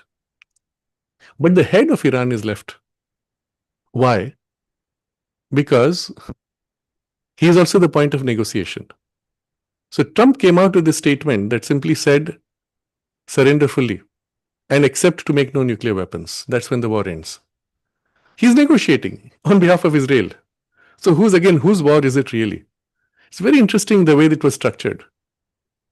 At the same time, protecting American facilities and the American ships, missiles, everything is in place in the Gulf around, in the waters around, but waiting. So the question right now is really whether Trump will take that last step to use the bunker busting bombs to destroy the entire enrichment facility. Iran already did that. One of the things they did was they eliminated the power center, which is above ground, controlling the centrifuges. And when those are eliminated, suddenly the centrifuges spin out of control and break down. So apparently, according to intelligence sources, it will take 2 or 3 years at least for Iran to rebuild. But eventually it will rebuild. So the question is the destruction of the capability to produce nuclear bombs complete enough? And a lot will depend on what they receive as intelligence feedback. Based on that, perhaps you might have an intervention or not, because the US has the most advanced weapons which can penetrate deep into the ground and eliminate the entire infrastructure. But from the point they step in, there will be massive retaliation from Iran or its affiliates. And so it's a balanced choice how far to step in or not, and how much can be done through the proxy of Israel. The advantage of the proxy of Israel is that there's nothing to lose because they anyway hate Israel. And they've been attacking Israel. So it's nothing new. It's not going to get worse. It's already as bad as it can be. And so Israel takes the burden of eliminating the nuclear facilities of Iran. Now, what is interesting is exactly the same situation had occurred going back now 45 years ago, nearly 50 years ago, in the mid-1980s. At that point, Israel had approached India and said, Pakistan is on the brink of having nuclear weapons. We would like to bomb and destroy the facilities, something they had already done with Iraq's nuclear program. They destroyed it, and Iraq never recovered. And they were willing to do this on their own to stop Pakistan's nuclear facilities. At that time, Rajiv Gandhi was the prime minister. Rajiv came out with a statement publicly saying that they had made this offer and he had rebuffed them proudly to win points with Palestine and other so-called Islamic countries. Nobody gave him any points. Nobody gave him any respect. Everybody saw him for the fool that he was. Because first of all, something like this you do not publicly declare, because you give the game away. Now Pakistan is going to ensure that they protect themselves better. It's a surprise which was critical here. The only thing Israel had asked of India, they said, our planes can go and bomb the Pakistani facilities and finish the nuclear program. There'll be no more nuclear bomb ever in the history of Pakistan. But we don't have enough fuel to come back. So we need the Indian plane to refuel our plane so that we can come back. That's all. They won't even land in India. It's in the air. One of the Indian planes has to quietly go and refuel and come back. Nobody would ever know India was involved. And he rebuffed this, and you see the consequences now, 45 years later. So there are massive implications for decisions made for which, when the leadership does not have the maturity, does not have the vision, you can pay very heavily in the future. And this is one of those very fine balancing points, whether India should have done more or not. Well, the consequences we will see. But as far as Israel is concerned, they will not stop short. That's very clear. They will complete the mission to eliminate the top leadership of the, let's say, mullah mindset. If this is properly done and completely done, it has the potential to free up the Persian people under whatever framework, under whatever name, does not matter. There will be a regime change at some point. What form it will take is difficult to see. If it was under cabal control, then they would want a chaotic form. Thankfully, Trump being there, perhaps it can be done in a way that will not be too chaotic and destructive for the people, to be seen. But all this I'm giving in a way that you can understand the play of forces and the positions taken, the apparent contradiction that you see between the Israeli prime minister and the US president, as if criticizing each other and as if being at loggerheads. No, they're not. They're playing a very clever game. They're all in it together. The goal is common. The goal is very clear. But they're playing a game as part of a diplomatic initiative on Iran itself and the rest of the world. So don't believe your mainstream media who will say that, oh, they are contradicting each other. That's not at all how it is. There's the full support of the US government for what Iran is doing. And it's part of an agenda to clean up and free Iran. Why is this important? Because under Trump's previous presidency, you saw he achieved something extraordinary 1 month before he ended his term. And that was what we call the Abraham Accords. 5 Middle Eastern countries made a pact with Israel that they would be friends and they would have visa on arrival between their citizens. Suddenly, the enmity with which Israel was surrounded had been turned into a friendship and trust, deep trust with 5 countries. Under Trump, the last time, Saudi Arabia, which was the focal point for extremist Islam's propaganda all over the world, suddenly became moderate and actively sought out and destroyed extremist Islam training centers. The only places left after that were Iran and Pakistan. Iran now, under this program, hopefully might be liberated from this form of extremist Islam and go to something more meaningful, civilizationally valuable. What remains then is Pakistan. And here you will see some very interesting communications currently going on, where the Pakistani military head sought out and got a lunch meeting with Trump, bypassing the entire civilian leadership. Now, this is very interesting to see how that happens. When in the history of any country, does the military head get access to the US president, bypassing the entire diplomacy and civilian machinery? They have no say in it. They have no say in what happens. None of them are present when he has this interaction. Remember, this is the man who is behind the Pahalgam attack, who is the most extremist military leader. Why is Trump meeting him? And behind that, you have to understand the recognition of who he is. He's the de facto head of Pakistan. Trump knows this very well. And in that meeting, while Trump says, oh, I'm friends with Pakistan, I'm friends with India, and then he gave 2 hints. First, he said, the Pakistanis understand Iran better. They know Iran and Israel, but they understand Iran better. So there is a suggestion that Trump wants his and the Pakistani military involvement in the program against Iran. And the second is that, remember, it was Trump who pushed him to stop the war and not go nuclear with India. Keeping in mind also that there are US troops in those bases who at least partially control Pakistani nuclear missiles. So there's also a threat or a pressure. Stop this, help us with that. That's how I read the situation. Perhaps I'm wrong, but this the only thing which makes sense. But underlying is Trump's recognition of who's in charge in Pakistan. And he's talking to the head directly, one-on-one, bypassing the entire machinery. So to be seen what form it takes, and there will be many interesting surprises. But overall, it looks like a lot of things are moving in a very potentially positive direction in the Middle East. With the end of this Iranian extremism, suddenly you will find terrorism dropping all across the Middle East, and particularly against Israel. Because you see, all the groups which were terrorizing Israel were all funded by Iran. I will not say Iran, the people, but this deep state and cabal which was sitting on top of the people. And so that being eliminated will be a huge, huge freedom. And the Middle East, the entire space of the Middle East will undergo a sudden shift, hopefully very positive. But the work needs to be completed. It cannot be stopped halfway. This is critical. So this is where we are in the situation. Narad, would you like to say anything or? Oh, I guess there are a few things that I hear from people in Oroville. The first is, why is Trump giving money to Pakistan?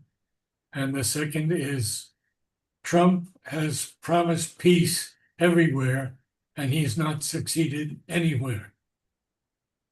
This is what they are saying. Yes, so this is the impression that comes from the media. And remember, the media is hostile and is openly lying to you. So, first of all, with the Abraham Accords, already what he achieved should have won him the Nobel Peace Prize. Obama was given the Peace Prize for doing nothing. He actually did nothing, and after that, he started wars. So, after getting the Peace Prize, but before that, he had done nothing. So, it was just the cabal showing its power to reward its own people. Trump, just with the Abraham Accords, where he brought an end to the hostility towards Israel by all these countries, just like that overnight. And it was diplomacy going 2 full years with his son in law managing most of the diplomacy to bypass the State Department, which was fully corrupt with the deep state cabal controllers who would have sabotaged the whole program. So he had to rely on his son-in-law to do the direct diplomacy. What he achieved there, 50 years of hatred to Israel, was suddenly ended like that overnight. Just that would have got him that. What he did also to stop Pakistan should have certainly. So these are all successes. Recently, Trump came out with a statement of 5 spaces where he ended wars. So there's another Rwanda, and I don't remember the other country. He brokered peace. They're about to sign the deal now. Everywhere he has intervened, he has got peace, with the exception of one, which is Russia and Ukraine, where he said he would finish the war in 24 hours. Well, he has not been able to. Now, there's a whole backstory to that. Perhaps we can keep that for another discussion. But everywhere else, wherever he went, he stopped wars or brokered peace. And he's been very successful. The question now is, why money to Pakistan? So the money which everybody is complaining about is $1 billion loan from the World Bank, which India tried to stop, could not, and World Bank gave the $1 billion loan anyway. If you think about what $1 billion represents in terms of Pakistan's currently collapsing economy, it's a very tiny drop. It can be symbolic. It can be a way to goad the leadership to do. You see, World Bank always comes with controls. What are the controls? What are the conditions that have been imposed? And how much of that is under control of Trump? That is to be seen. I don't have enough data. But I would assume that that came with those conditions. You do this, you get the money. If you don't do this, you don't get the money. So there's also a particular problem with Pakistan. If Pakistan breaks up overnight, then you might just have chaos. And if the army itself fragments at that point, you will have civil war. To avoid civil war, you have to allow Pakistan to break up in a graded way, ideally. So who is involved? Who can do that? The only power existing today who can ensure it does not collapse overnight and the nuclear bombs don't go into the wrong hands would be the United States, because it has the largest military base sitting in the heart of Pakistan, and they control the Pakistani military leadership, which controls the country. So in a sense, it is under Trump's control. I believe it is through this lunch diplomacy that certain things have been imposed, bypassing the machinery. Why? Because if it is done openly, the same general might be overthrown by the army, which has been radicalized. If you want him to do something, then he has to be told what has to be done in a way that can be done without the army overthrowing him. So it's a very delicate situation in Pakistan. I'm not saying that this is the best way, but to me, it seems like the perhaps a reasonable way by which The transition can be made. The breakup of Pakistan itself is inevitable, but it can be made in a way that is not too dangerous or too radical. The other question is, because there is so much false media, who does one go to find some truth? Yes. And is it true that China and Russia are supplying arms to Iran? Yes. So China is definitely supplying arms to Pakistan. Two reasons. Again, it's similar to the Russia-Ukraine situation. China has missiles and planes which have never been tested in combat in actual warfare. For the first time, they got tested during Operation Sindoor and they failed. So China has actually announced that they are going to give Pakistan their most advanced fighters, fifth generation fighters, which they give to nobody. Obviously, it will be a reduced version of it, but still, they're going to give it to Pakistan at half price by August. So the process has been accelerated. Prices have been reduced to 50%, which is unheard of, just because they want those things there. So it serves two objectives. It keeps India weak, because now India has to counter this with more advanced crafts. China has a proxy war against India. And China believes in this death by 1,000 cuts. The whole idea is to squeeze India from 1,000 directions and keep India always bleeding or on the edge, financially, if nothing else, otherwise psychologically. So Pakistan is their proxy for harming India, attacking India. At the same time, it's also the base for testing their weapons. And they want to test how it works, their missiles against BrahMos, for example. So yes, China is backing Pakistan fully for multiple reasons. At the same time, China, as you saw in Sri Aurobindo's comment, is primarily interested in financial benefits and power control situations. So controlling the world is the Chinese empire. So yes, they have deals with Iran.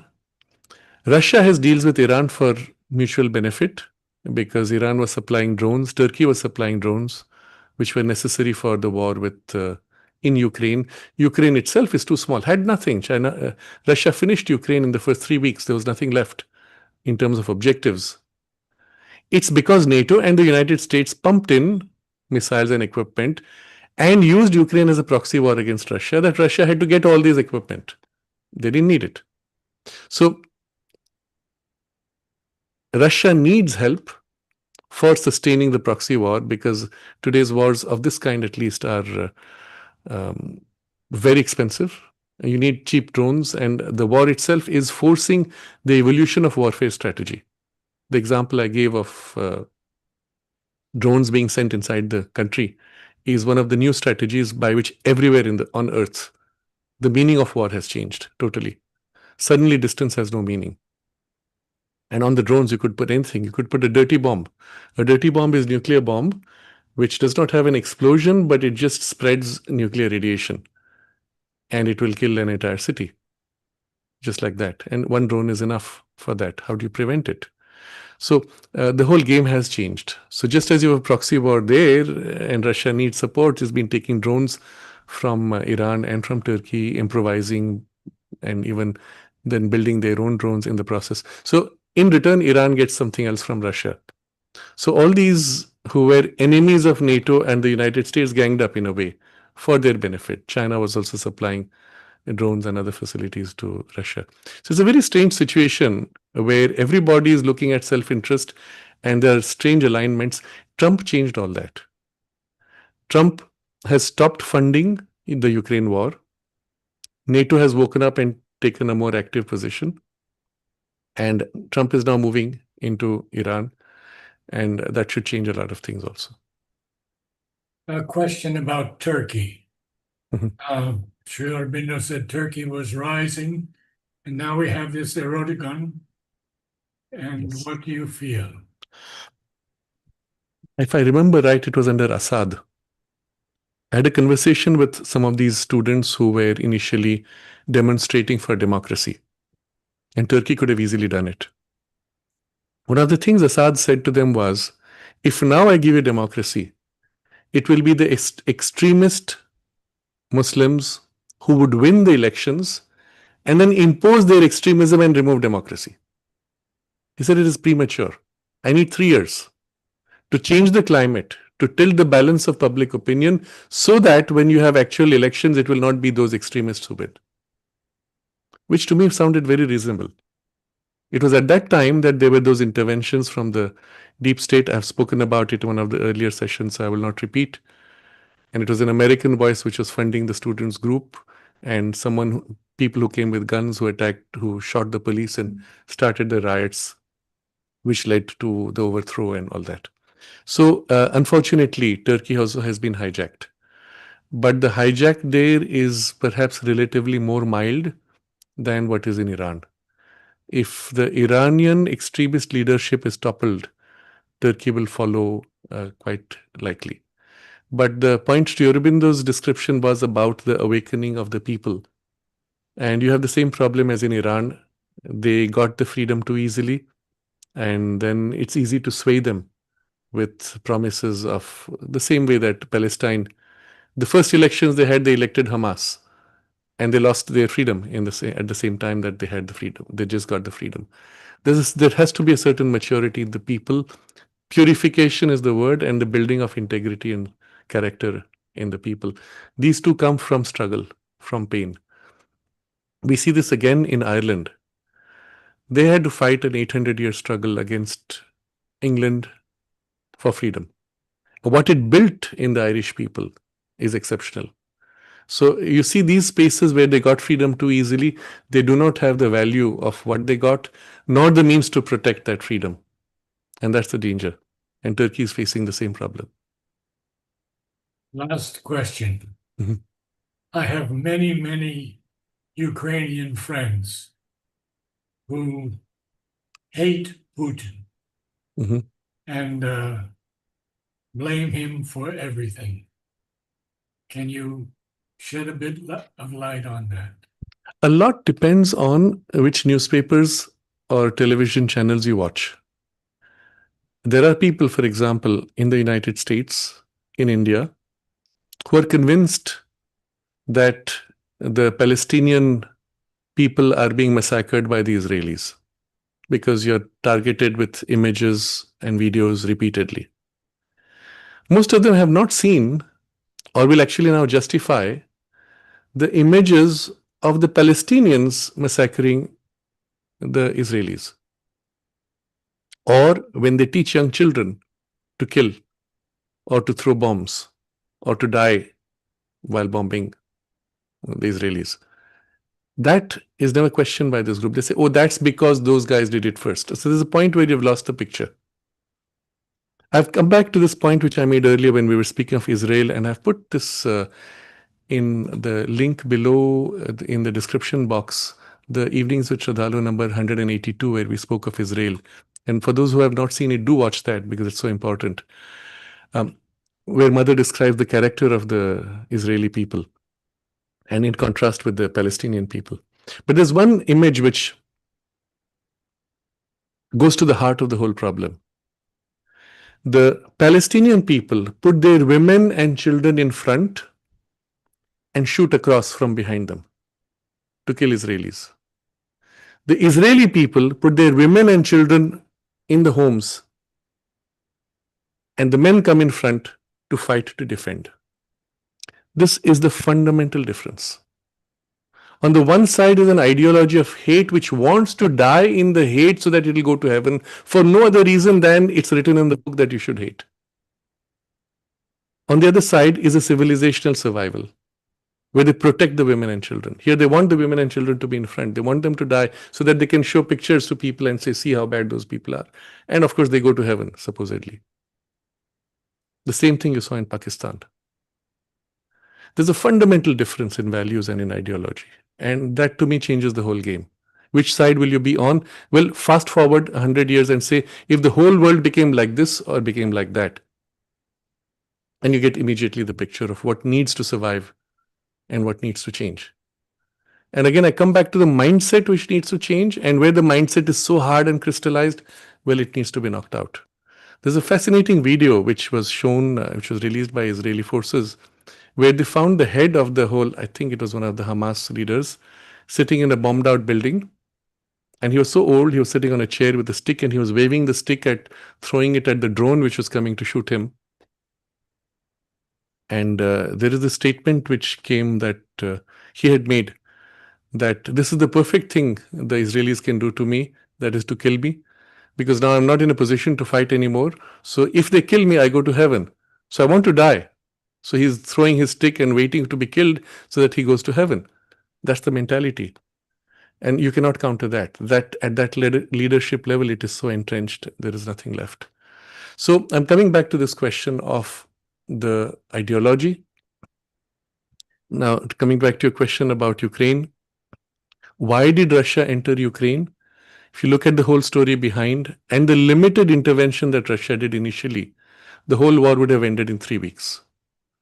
At that point, Zelensky was about to negotiate. He was going to sign the peace treaty with Russia, agreeing to what were required, simply to say we will never join NATO and to stop killing the Russian citizens who were on the midpoint between Russia and Ukraine.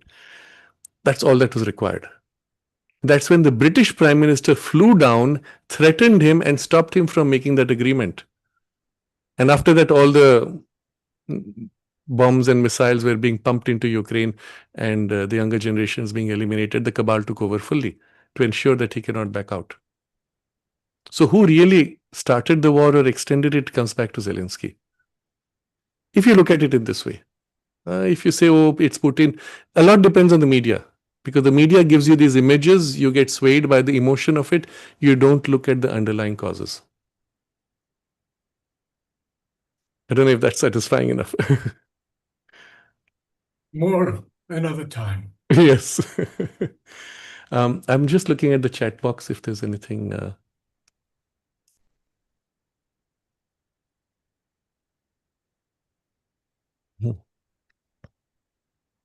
Yes, so Jessica says the Hanging Gardens of Persia were one of the 7 wonders of the world. And Trinitra says, Sri Aurobindo says Zarathustra is Jarad Drashta. Yes, there's a term Sri Aurobindo uses, which is the Sanskrit term, of which Zarathustra is the distortion. So in fact, the entire region of Persia was under intense Vedic influence. That's why the fire worship, the names of the gods, all these are present. And at some point, when India's influence began to wane, India became more self-centered with the ascetic phase, which begins about 2,500 years ago. And the withdrawal begins. That's when these separations formed, and it opened the space for the invasions. Vinod is saying, please mention the text you are reading from. Unfortunately, I did not note down. But the simple thing you could do is to take a fragment of a phrase that I have read and search for that in one of 2 websites. One is Narad's website, Sri Aurobindo and the Mother.in, or the other website of Narendra, which is incarnateword.in. Both have search facilities. You can search for the fragment and you will get the reference easily and the full text for those of you who would like to see. Yes, Jessica says they were in the videos that you see in Iran before the mullahs took over. There were ladies in bathing suit and bikini. Very much. It was like any of the European cities in the city spaces. And in the villages, they were very open and free. All that you can see in those videos. And just like that, overnight, the whole thing could be reversed with one revolution. Think about what that means. And the weakness of the people to prevent it from happening. I'm going to go into a space which is somehow uncomfortable, but we need to face it. When Palestine elected Hamas leadership, how many stopped to think of what Hamas represented and what it would do to them? Most probably they did not, and they would just have gone with the passion of the call that came with whatever ideology was given to them. And this is the problem of a people who has not learned to value the freedom they have, or who are bound in a belief system of an ideology. In Iran, when that takeover took place, Would it have been possible if the people were strong enough to have a revolution to the revolution and prevent it? If they were strong enough, definitely. If they were not, they would say, oh yes, it's happened. Okay, we will wait. This too shall pass, or maybe something good will come of it. Let's wait. And in the waiting, they lost everything. So a lot depends on the people and their how awake they are and what it is that they cling to. And that's why sometimes a civilization suffers a lot, sometimes for centuries, to fight for a single ideal, to cling to it so that when tomorrow or in future that ideal is challenged, they will know what it means to stand for it and protect it. You see that in Ireland, one of the examples I gave. Oh, sure, Bindu gives that also.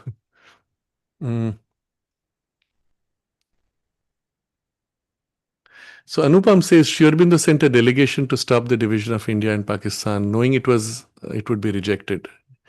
Can you please explain? So yes, Sri Aurobindo had sent at that point one of his trusted disciples, who was also politically savvy, Doraiswamy Iyer. He was sent as an emissary to Gandhi with a letter from Sri Aurobindo explaining the reasons why he should accept the Cripps mission and that it was the last chance to prevent division of India, to prevent partition of India. So everything was given in writing and certain orally messages were given. Gandhi rebuffed it in a very crude, insulting way, effectively saying to go and tell Sri Aurobindo to mind his own business.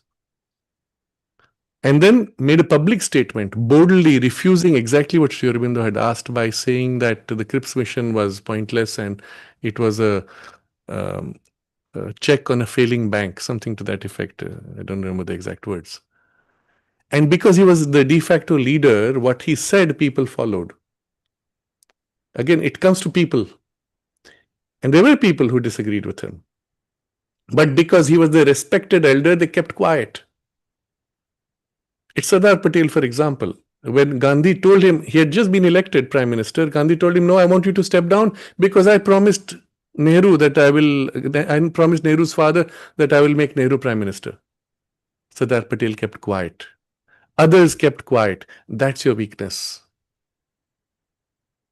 Decency, goodness in this matter does not count.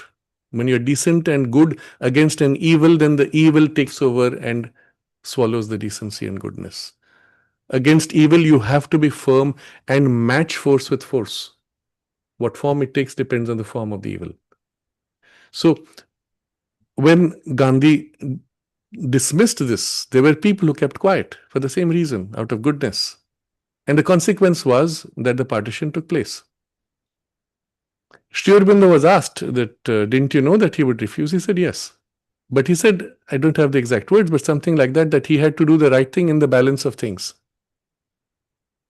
And I think there's one quote where he says, it was a bit of nishkama karma, that selfless action. But there's more to that. And the mother explained this, that in the balance of forces, in the cosmic balance, you have to put out what you can. And if you do not, there are consequences because you left the space open. When you put out the force, it doesn't matter whether you lose or win now. Eventually that force acts or combines with other forces or triggers other forces which will lead to the consequence. May not be in your lifetime, it doesn't matter. But you have to act when it is required, irrespective of whether it will be successful or not. It's again the same mentality which you see in people when they go to vote. And this is played upon by the cabal and the media. They will say, don't waste your vote on X. Vote for somebody who's likely to win, although you stand for X. No, that's a mistake. You should stand for and openly speak of what you stand for. Even if you think that person is going to lose, vote for him. Because what happens with that, his vote spiking up. Next time people say, oh, this person has a chance. There's a chance that more people will vote for him next time.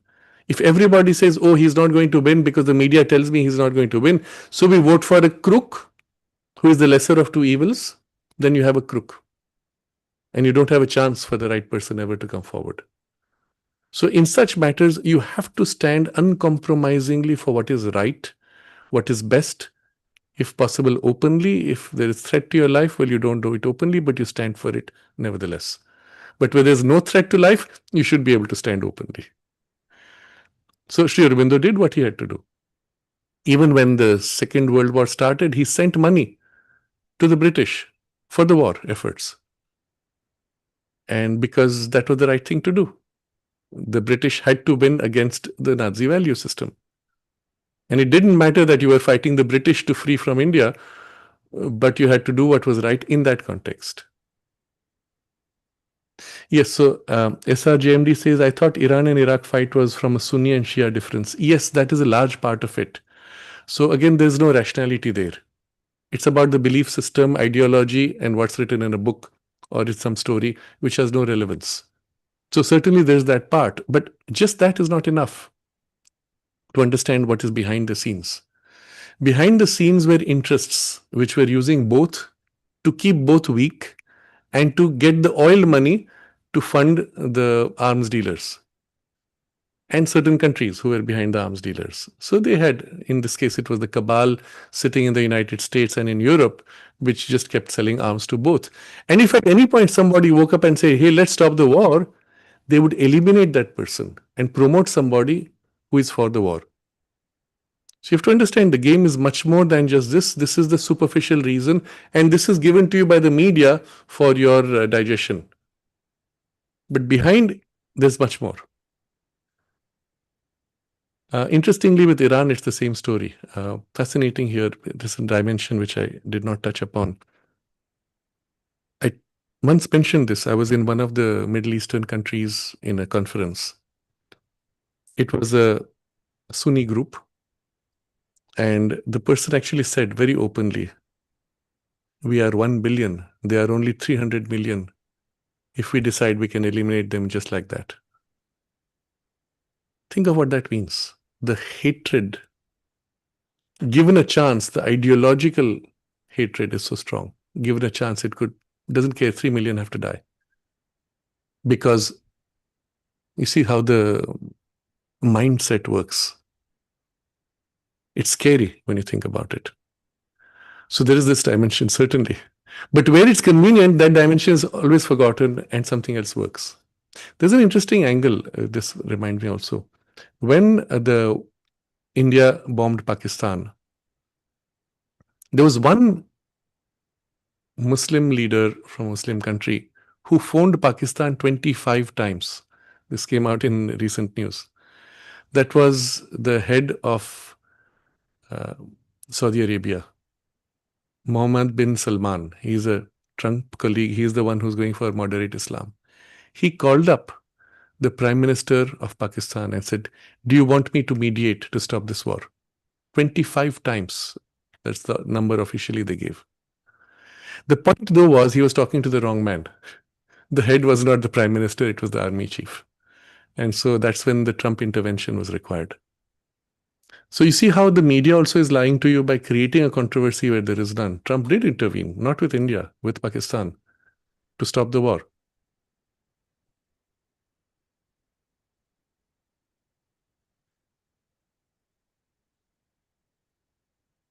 Yes, so SRJMD says Turkey under Ataturk was different from Turkey under Erdogan.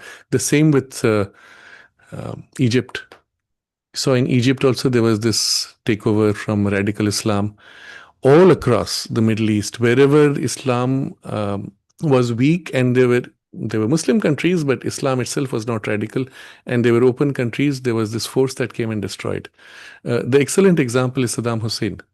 Iraq under him was like Iran during the time of the Shah. And there was equal education for women and men. They were very advanced in the advanced sciences, in engineering, very forward-looking. And it was at that time under George Bush, George Bush, who attacked and destroyed Iraq. Everything went back to radical Islam. And then, of course, the ISIS came up, took over there. It was created under Obama. So the cabal does not want any country to live by higher values, and where it serves, you bring radical Islam, because it's a Muslim country, bring radical Islam to subjugate the people. If in India they could have done that, and they're trying, they're still doing, they would try to do that. Bangladesh, that's what you're seeing. It's radical Islam which has taken over. Interestingly, the head of Bangladesh was rewarded by no one else but the King of England. He calls him and gives him a medal of peace. Or what was it? A medal of, I don't remember, something about goodwill or something like that. But this is the man who was behind the butchering of Hindus and is being awarded a medal. How do you explain that? And it shows you the forces which are behind backing this overthrow into radical Islam. So they have to create an image in the public that this man is actually representing a moderate face when in fact he's backing a radical Islam. So there are interests which are still very strong, and you have to look at what is behind the scenes, who is backing whom, and then you understand the real game.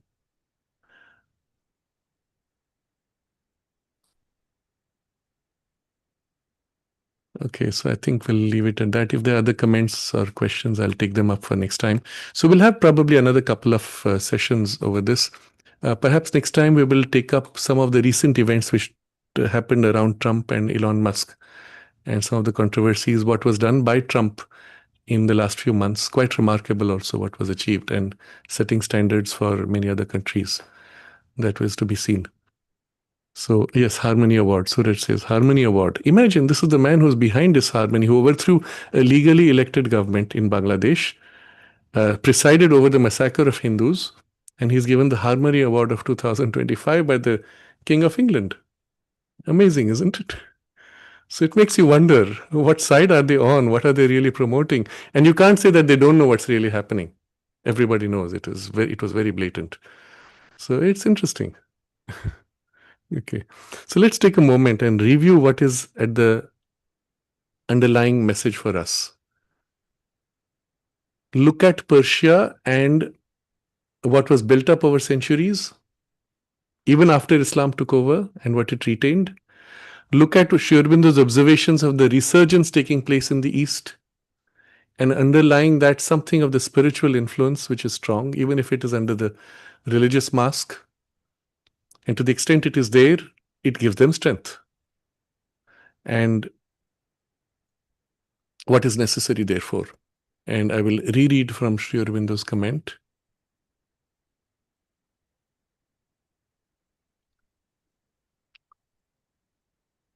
Two observations, one regarding the emergence of the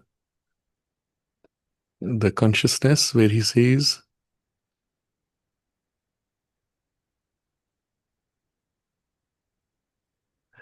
the high pressure at which Europe lives only tends to disintegrate the body more rapidly when the spiritual sources within are not resorted to for stability. So first lesson for us, resort to the spiritual sources within you, despite whatever the external circumstances may be, whether you can control them or not. Draw on your spiritual resources. Second comment, which is Sri Aurobindo's observation, in the supramental creation, fundamental truth will always find a place. But orthodoxy means a clinging to narrow limitations. And limitations of that kind cannot exist in the supramental creation. And then the third comment, which is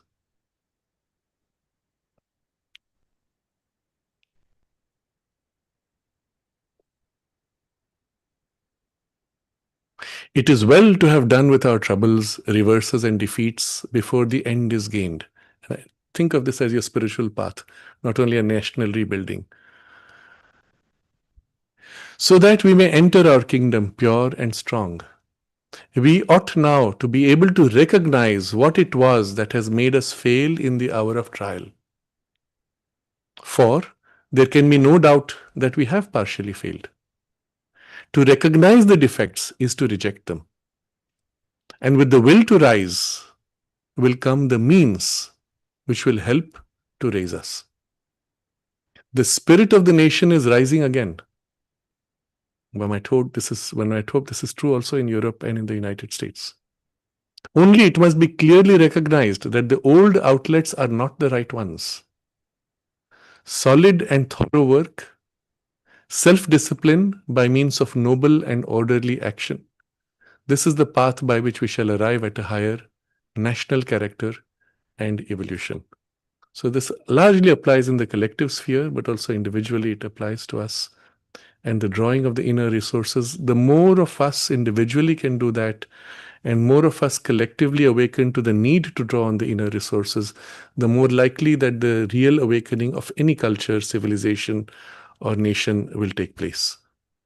Let's aspire for that for ourselves and pray for that in the world, and particularly in the space of the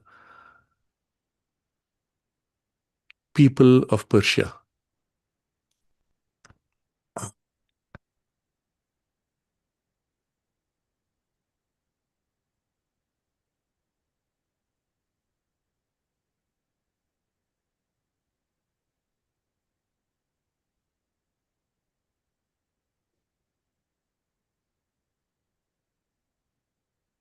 Namaste.